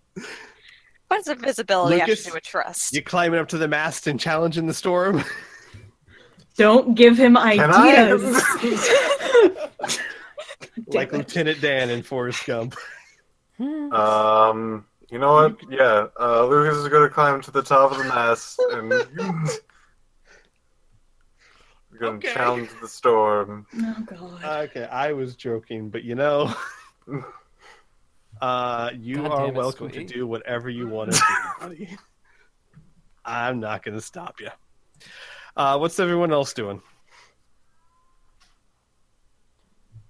Just gonna stay in the bunk, I guess. Yep. All right, Kid, Isaac, you're staying in the bunk. Kid, what about you? Kid doesn't trust magic, creepy, misty stuff, so they're just gonna hunker down under their bed, their Got it. little fort. All right. I'll just put you there. I'll put you there. Lucas, are you climbing up the crow's nest? Yeah. Oh, All God. right. I'll put you over here then. Oh boy. There is no one on the deck to tell you not to. After a bit, someone's just like, "Where's Lucas?" Oh no.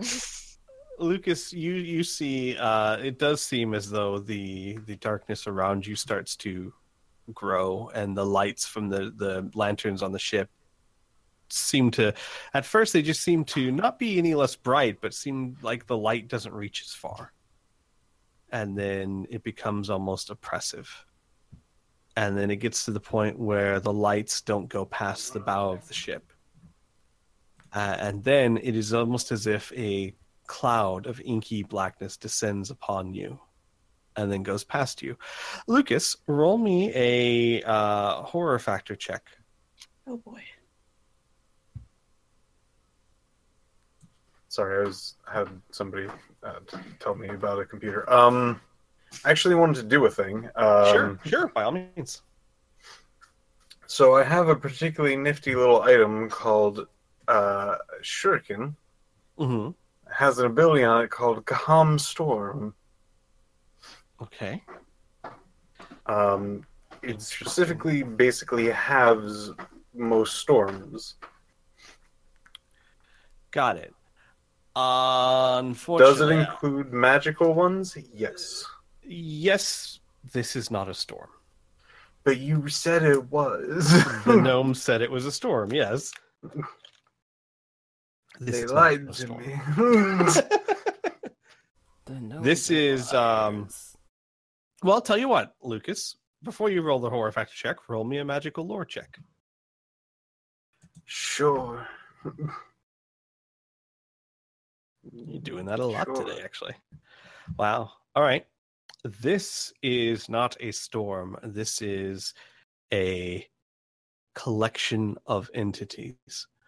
The best way to describe it would be thousands, hundreds of thousands, maybe even millions of tiny, almost imperceptible, maybe fairies or fae, that swarm by the hundreds of thousands to where they almost look like a black mist. They are not a storm, they are a colony. Oh. So are these, this is like living, Mm-hmm. fae, okay. Interesting. I'm assuming that they're more mischievous than anything else. I don't know that part of it. Oh. Unfortunately, all the knowledge in the world doesn't tell you the intentions of something. Now that I know this, I want to do something about it. But I don't want to have an entire plan just for this one thing. Well, first you're going to have to roll me a horror factor check. I guess I'm already in the thick of it. Yep. Is this magic? Is this illusionary? So on and so forth. Let me think for a second here. It is illusionary. Okay.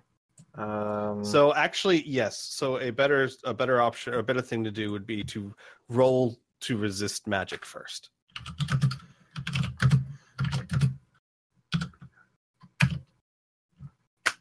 Okay.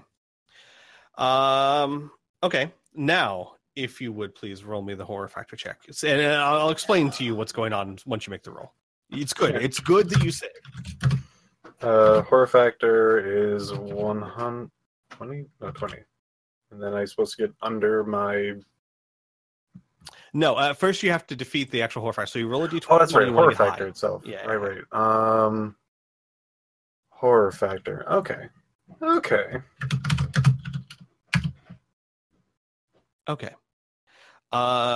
You did not. Well, yeah, actually you did, because you saved against the magic. Okay, so here's what you feel happening to you. You feel as if the tiny little beings are attempting to leech into your mind with magic. You're able to resist it, the large lion's share of it. It's almost as if it has very little effect on you. Unfortunately, there are so many of them, all of them attempting to attack your mind, that a little bit of it gets through. Not enough to terrify you or scare you, as you did save against it, but you are unnerved. You can feel them trying to. You can feel, despite all your defenses, despite this being illusionary, you can feel some of them getting past. It's almost like it is. You can feel them getting into your mind. They aren't enough to do anything, but it is unnerving. It is very unnerving. Not to the point where you're not hindered by it in any way, shape, or form, but it is a very new thing, and it's very unsettling. I see. And I will give you basically like one action to do before the cloud lowers to the rest of the ship. Do I get anything from this at all? Like any particular feeling or anything like that, or is it more of just this is unnerving and that's all I got from like it is unnerving. You can feel that they're trying to alter your perception. It's as if you're resisting something, like they're trying to make you see or hear or smell things, and you're not, but you can feel them. It's the weirdest sensation. You can feel them tugging at your senses. You can actually feel them trying to make you see something that is not there. Which I'm sure I don't have to tell you. That's a new sensation. Sure is. Let's see.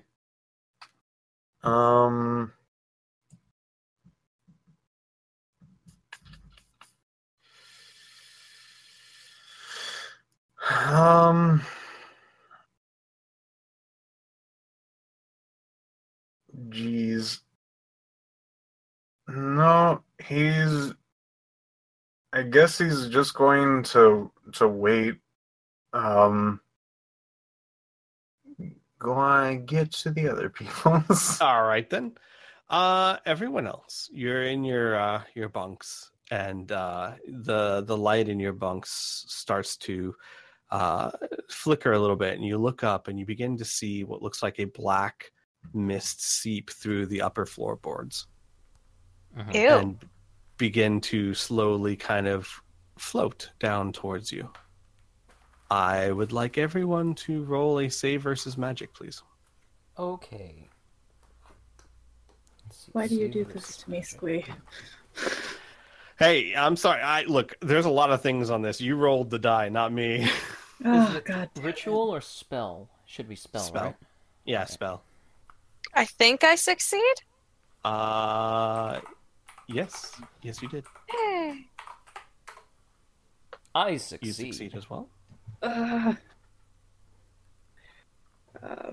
You can do it, kid. Wait, nope, that's not it. That's A T100. Wow, that's a really good Wow. D100 roll, though. That is. Can I use that later? Nope. God damn it. You Can she can't use that bank now in rolls. exchange? Fuck. Oh no. All right. Now I would like all of you to roll me a horror factor check. Okay.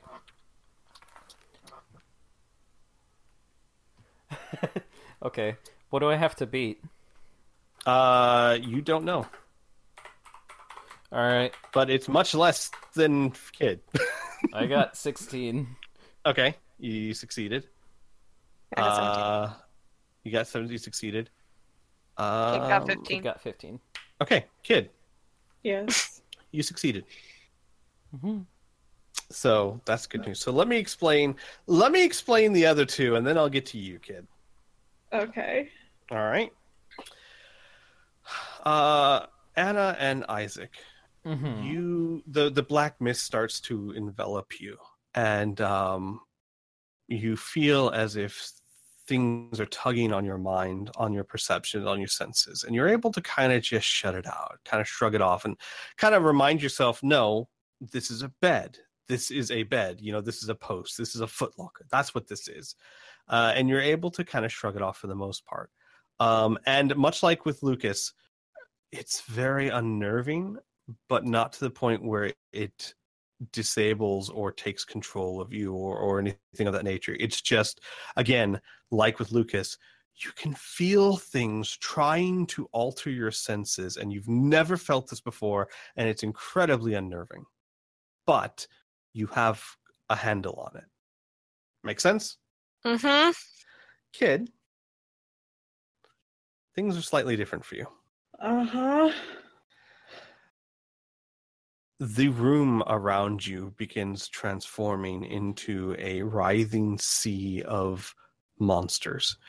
Isaac and Anna begin to take the shape of very elongated, what look like eels with tiny legs, with very sharp teeth.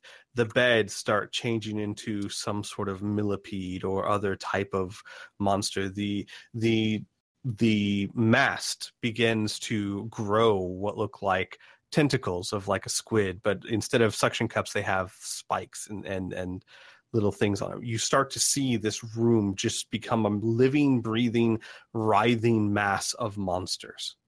Mm-hmm.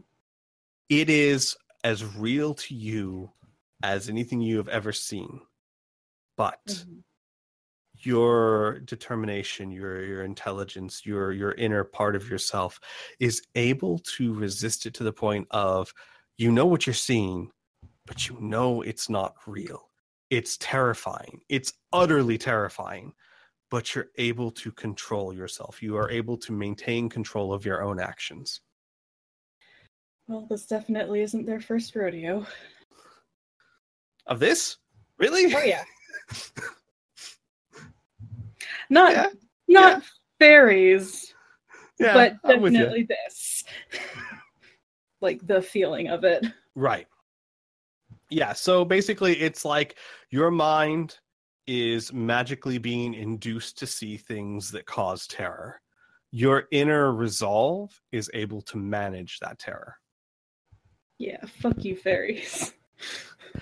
The rest of the ship, you begin to hear a very large collection of different, a cacophony of noises. Some screams of terror, some whining, some like pleading for mercy or begging to make it stop. Others are sounds of encouragement. Come on, lad, you know it's not real. Stay with me. Snap out of it. You do hear some shuffling around. Sounds like maybe someone punching someone or holding someone down or get on them, lads. Keep them down. And it's basically like half the crew has gone mad and half the crew is trying to keep them from doing it. And this goes on for a few minutes. We're going to keep this kind of narrative. What do you guys, if anything, what do you want to do? Well, okay. I know that I can power through this, but I'm worried that the others aren't going to be able to power through this. So what I'm going to do is I'm going to hide under my bed and try and ride this out. I don't want to be Atlantean. I know. This is fantastic. The giant Atlantean, who has full control of his emotions, is hiding under the bed. Yes. All right. Anna, kid. Roll forward like an accordion. Jesus. I don't know how you're going to fit under that.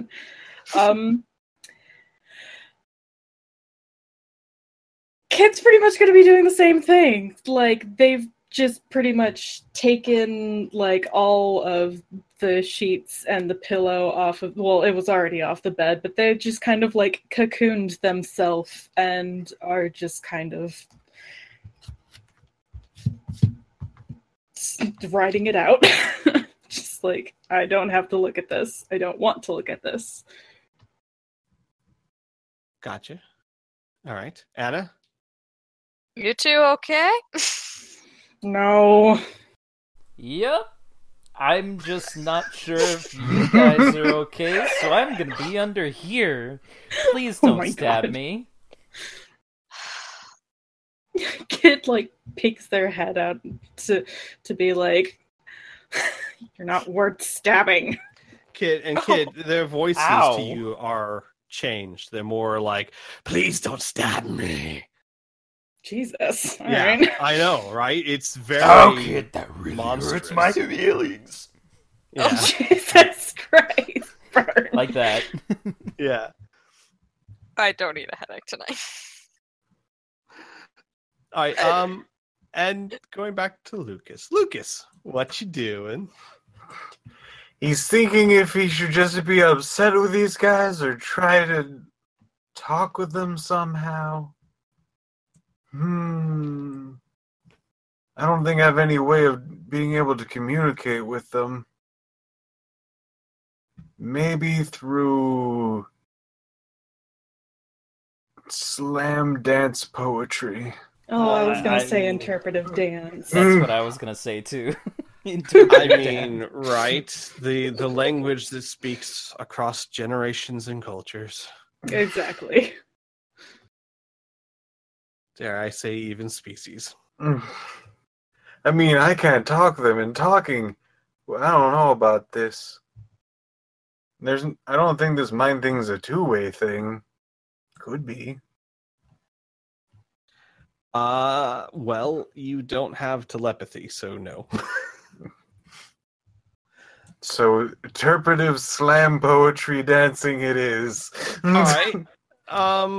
So you don't have to just bust out a performance free flow right here, but at least give me an idea of what you're trying to convey, and then roll me a performance check.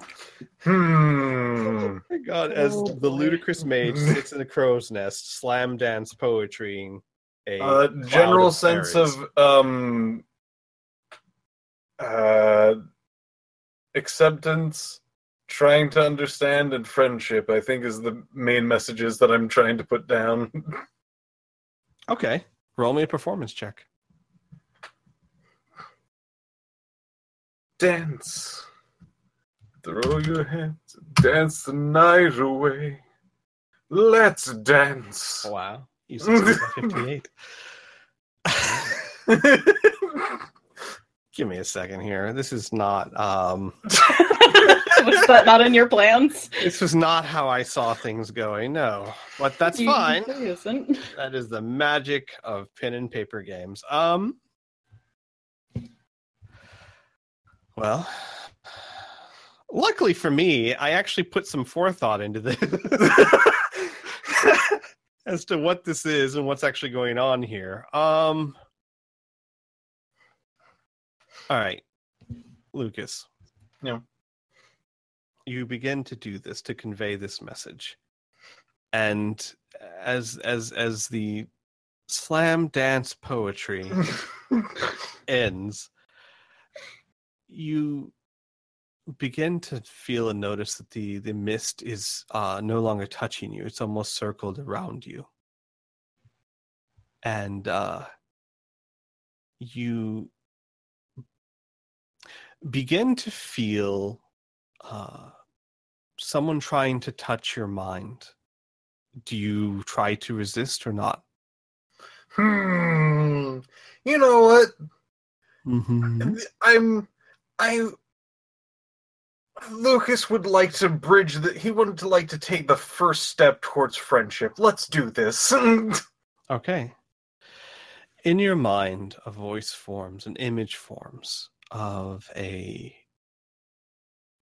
very dark, almost obsidian being, completely without clothes. Looks like a pixie almost, a small human with wings, but completely obsidian. Obsidian hair, obsidian eyes, everything about them, even their teeth, are black as night. And it's the strangest thing. Even them talking to you, no matter what words are coming out of their mouth, no matter what they're saying, it tugs at your fear. It tugs at your sensibilities of terror, if that makes sense. Mm-hmm. But the words are the following. We have never had one understand or try to do anything but kill us.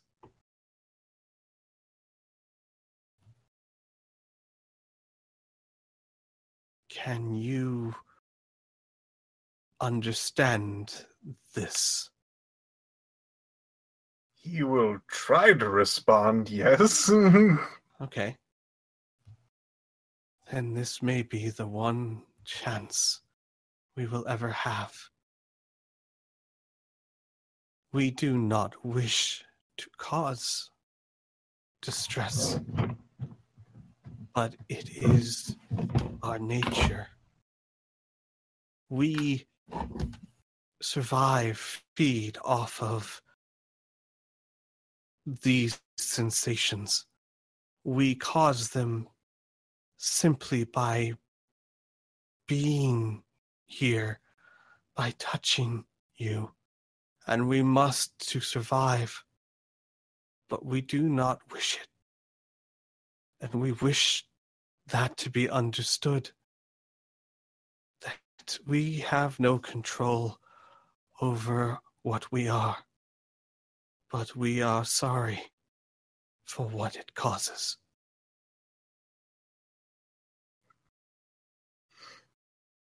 Lucas understands. Oh, he'll probably say Lucas understands in whatever way he can, as well as greet himself as Lucas. If you spread this message, we can offer you some small gift as one who tried to understand.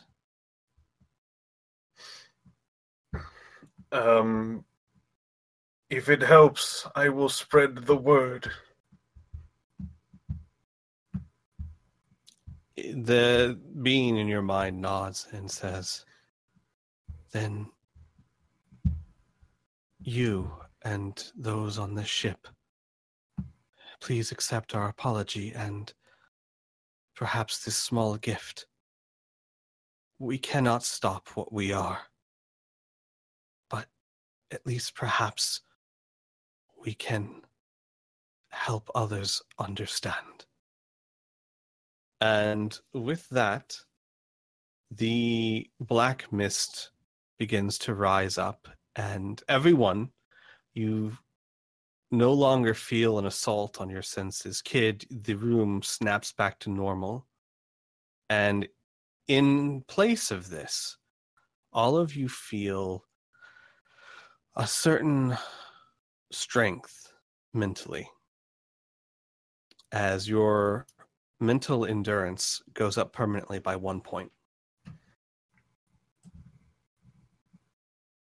Oh. That's real cool. All right. Well, Damn. just edit that.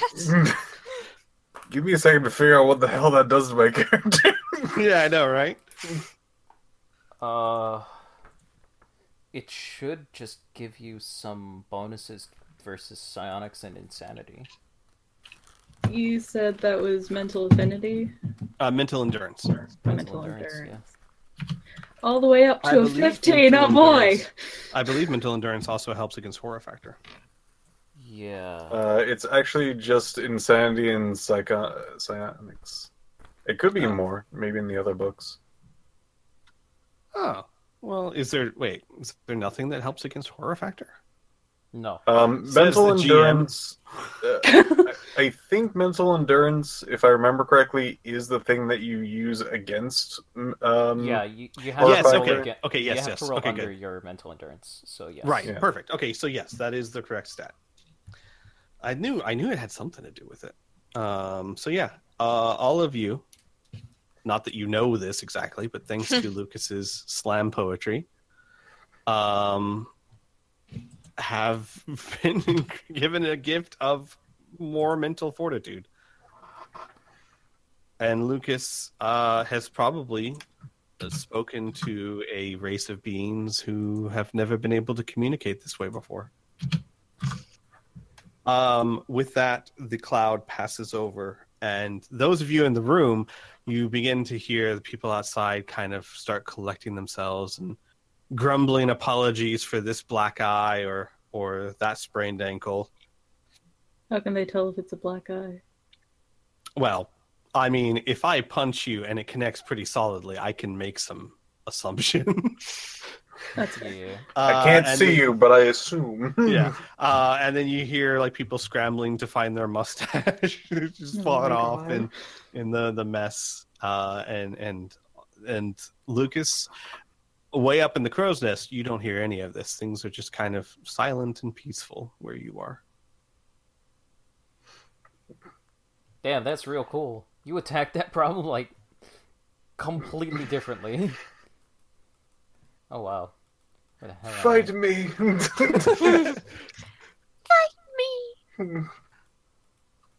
Why are we on a completely black screen? Are you? Yeah, Shouldn't be. I see a white I- void. What? Here, let me just reload. I wonder if No. it's Yeah, I doing- think that's just a you problem. Yeah, It might be. that definitely sounds like a you problem.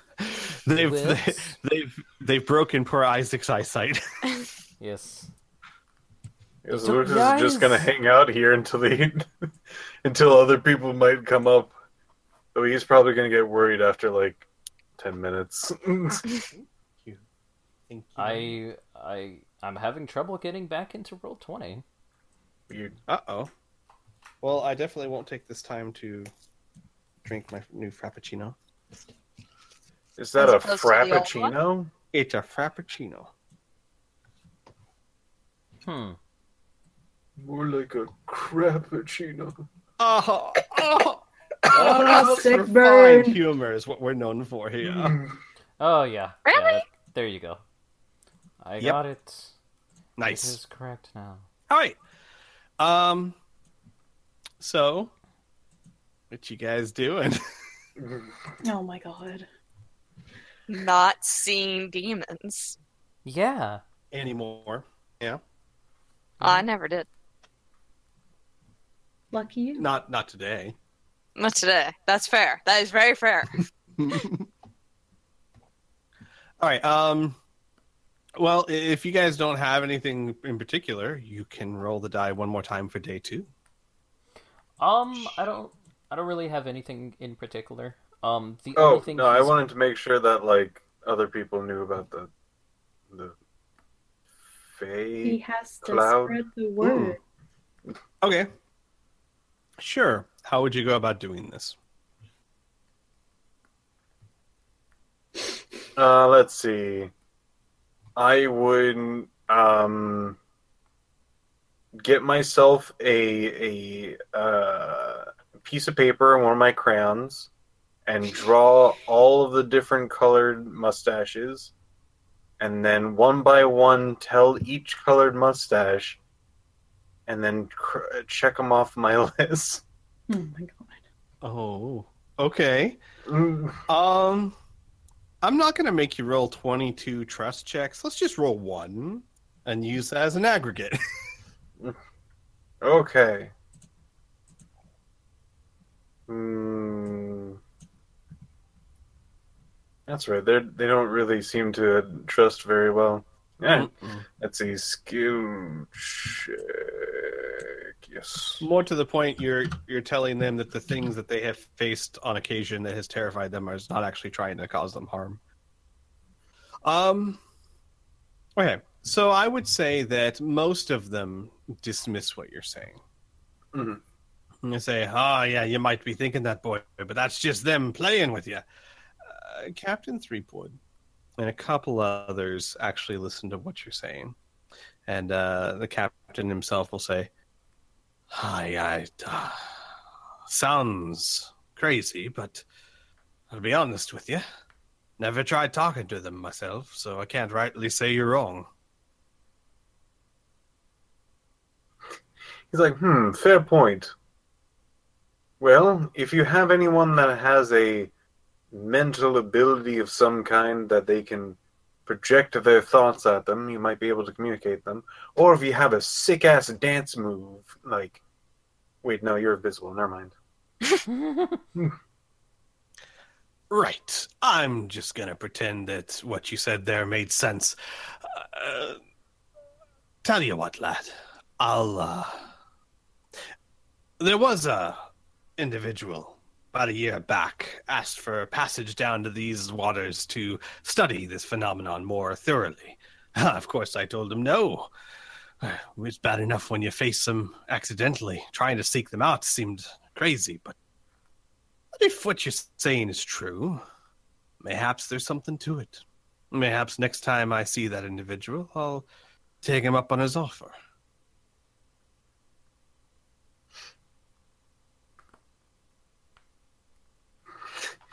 Lucas nods and continues to then go to like, I have a word for those who will listen. Who has the, he looks at paper, orange mustache? I got the orange mustache. I have something to tell you. And then, like, after about, like, and then you guys hear, like, a couple minutes later, fuck off, you colorful jester. Ain't telling me they're no good. Fair enough. All right. So you proceed to tell everyone. Like I said, some of them listen to you. Most of them, they've experienced these on occasion, and they have trouble believing that something that invokes such terrifying images are actually remorseful about it. I see. But it does seem like maybe some of them heard you. Whether that will have an effect or not, no way to tell at this point in time. Great.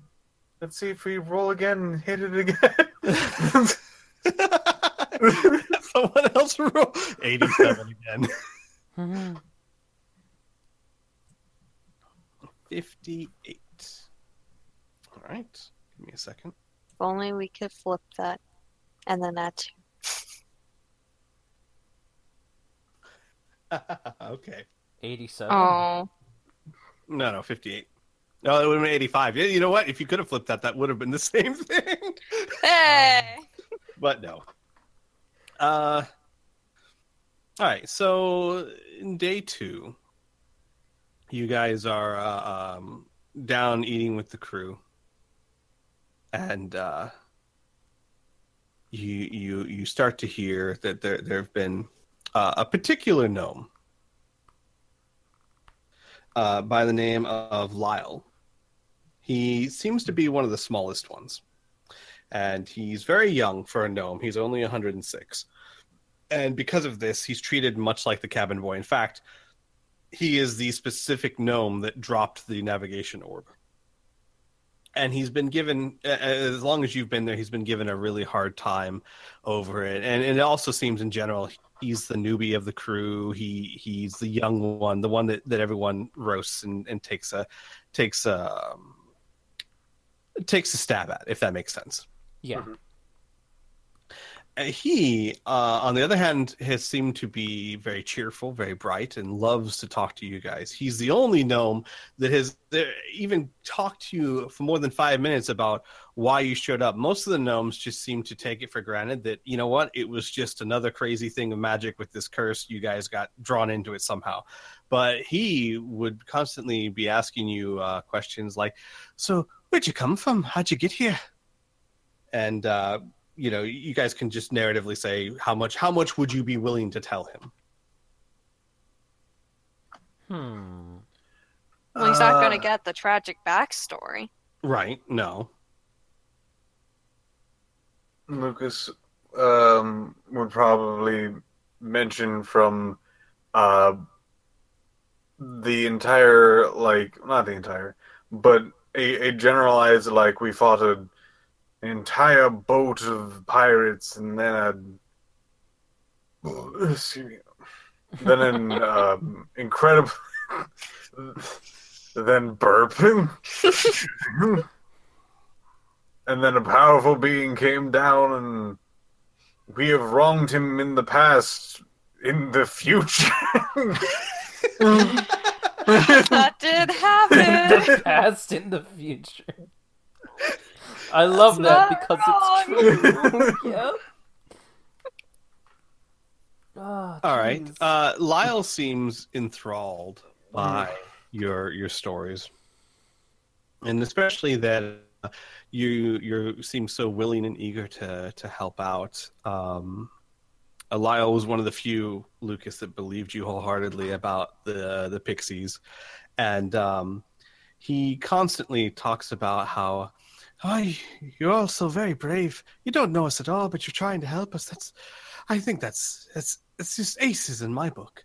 In fact, and then he says that a couple times. Like he starts to say something, and then just kind of hesitates and stops, and then just kind of, if you press it, he goes, "Oh, nothing. Just thinking to myself is all." And at one point on the second day during dinner, he will come up to you guys. He's wearing the pink mustache. Everyone made him wear it. And he comes up to you and he says, I was wondering if y'all might come with me to the captain's cabin to speak with him about something that I think might aid you." Okay. Sure. And so he would lead you all to the captain's cabin. And he'd go up there, he'd knock on the door, and you'd hear Captain Threepwood go, "Aye, what is it?" "Oh, Captain, it's Lyle here. Me and our new friends wondering if we might have a word with you." And, of course, he lets you in.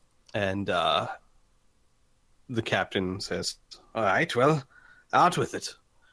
"Well, Captain, I was just thinking that they're being so brave and all, and helping us out with this curse, to which, quite honestly, due to no small fault of my own, had us in a pretty bad way." "Yes, what's your point?" "I was just thinking it's wrong of us not to try and help them in any way we can. And I was just thinking that, well, our cargo, Captain, in particular, the ones I think you're talking about, might be a great help to them."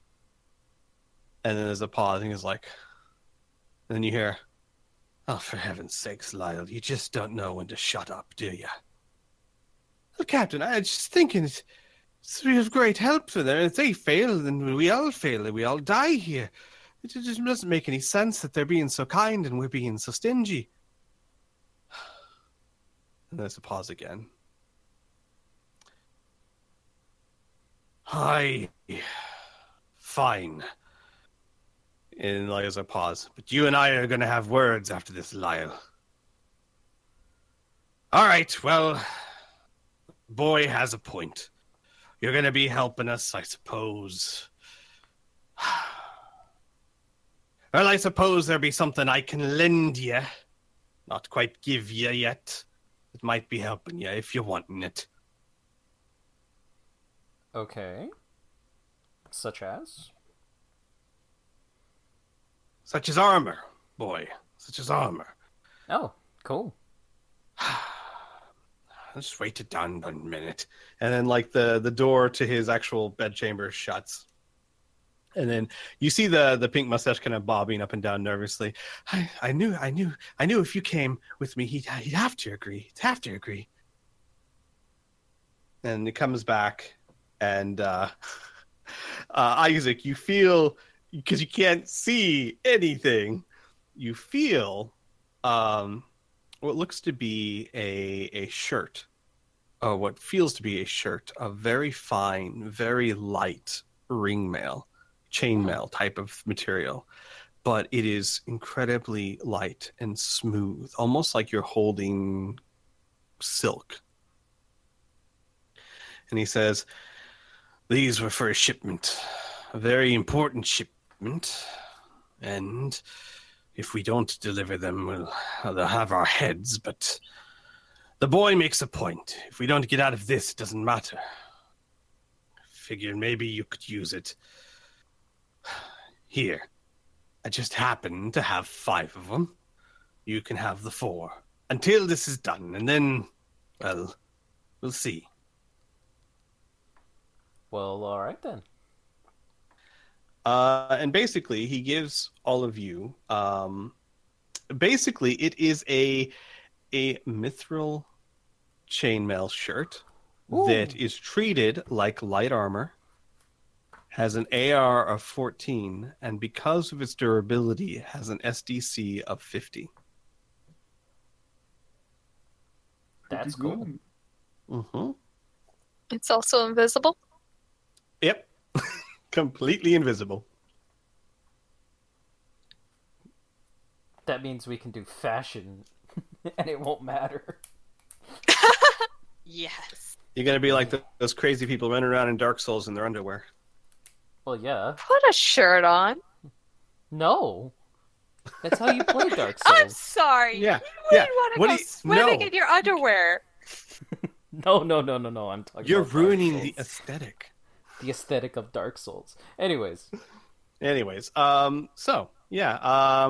And Lyle kind of hops up and down. He says, I figure this is all my fault anyway, and I'll probably get in trouble for this later. But if it helps you, I think it's worth it. Yeah. Thanks. You see the mustache kind of pop up and down. And after that, you guys each can get a set of it. Mm-hmm. As I said, it's treated as light armor, so you can all wear it without penalty. AR 14, STC of 50, which is, dare I say, better than anything you could buy at the store. Yeah. Yeah, pretty much. And with that, things go back to normal. That's about it for that. So with that, about 48 hours or so pass. It's a little bit more than that. It's really like the morning of the third day. Mm-hmm. By the way, if you guys choose to keep it, just make sure to mark down that you have mithril chainmail and its stats. And no, you can't wear other armor over it. It doesn't work like that.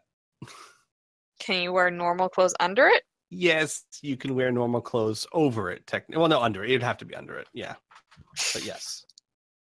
I mean, if we get a big enough shirt. It's not quite Frodo's level of just wear it under everything. Can I swim with it? It depends. I mean, yes, you could. It's no heavier than a regular cotton shirt. Okay. Damn.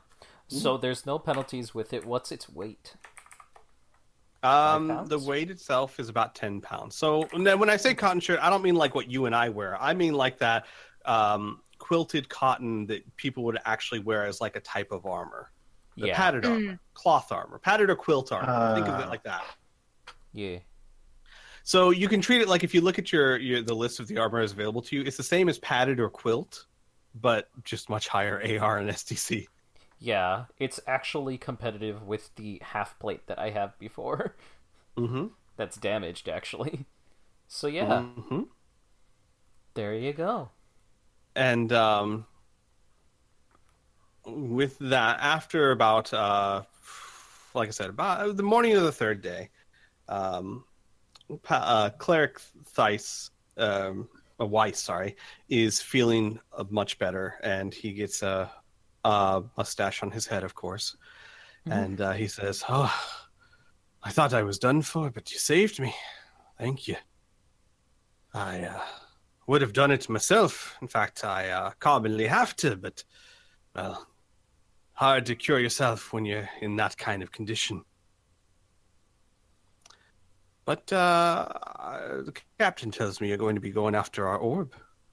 Yeah, we are. I think all 4 of us are going to be heading down. Aye, all 4 of you then. Yeah. Right, well, I can give you some aid and make it so that you can breathe down there and swim. But that's about all I can do, and really, at that, you're going to have to move fairly quickly, lads. Give me a second here. Mm-hmm. He goes, I can cast a spell on you, sure, but you'd have, well, About 30 minutes before it runs out. Okay. Do you guys have some rope by chance? Like a long length of rope? We're on a ship, lad. Ain't nothing but wooden rope to this thing. Okay. Actually, you guys have an anchor, don't you? Aye, one that's being used to keep us in place so that we don't lose the orb. Okay. I'm just trying to think of ways to get out. Because I'm not the the best anchor swimmer. chain would be more than enough to swim your way back up if you keep sight of it. All right, cool. Do you that's- have a method of light down there? It's fairly dark. Yeah. And Isaac will take out a small silver star. Yes, kid, your plus sign. All right, can I just say that I'm having like huge flashbacks to Final Fantasy X? You can Also- do that. Also, I was actually thinking to expand on the idea of the anchor leading us back up. If we can figure out some way to like, because it's supposed to be like relatively close, if we can figure out a way to like,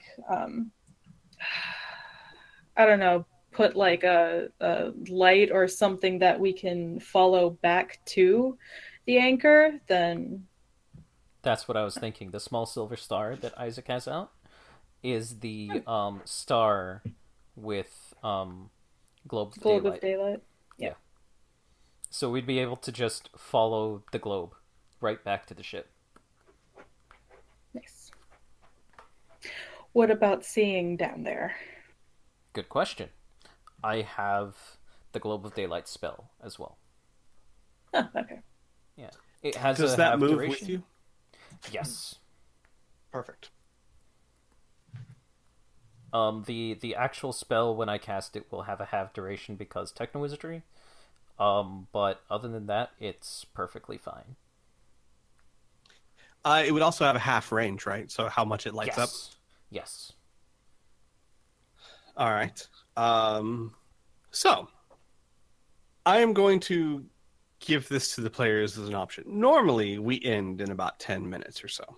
Mm-hmm. This part, depending on your luck and what you guys do, could take 15 minutes. It could take an hour.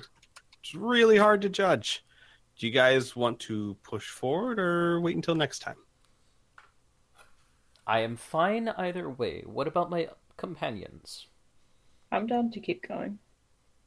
Mackenzie? I'm honestly starting to have a hard time paying attention right now. Well, then that is probably not a good thing when you're going to go plummeting the Yeah. depths of a dark ocean. Might be a good idea to stop that. Yeah, so we'll call it here, and then next session you guys will go try and find yourselves an orb at the bottom of Yeah. an underground ocean. We can never escape orbs, can we? No. No, we never can. I love orbs. Okay, Squee. Really? Okay, Squee. Whatever, if we ever finish this campaign and start another one, it's going to be the quest of the orbity orb. That's Oh, what God. this is. Oh No. man, you love burying. Oh, Anna, you think you know orbs? All right. Well, thank you guys Yeah? for watching. I'm pretty sure we're going to end right here. Mhm. And we will see you guys in 2 weeks. Take care. Good night. Bye. Bye.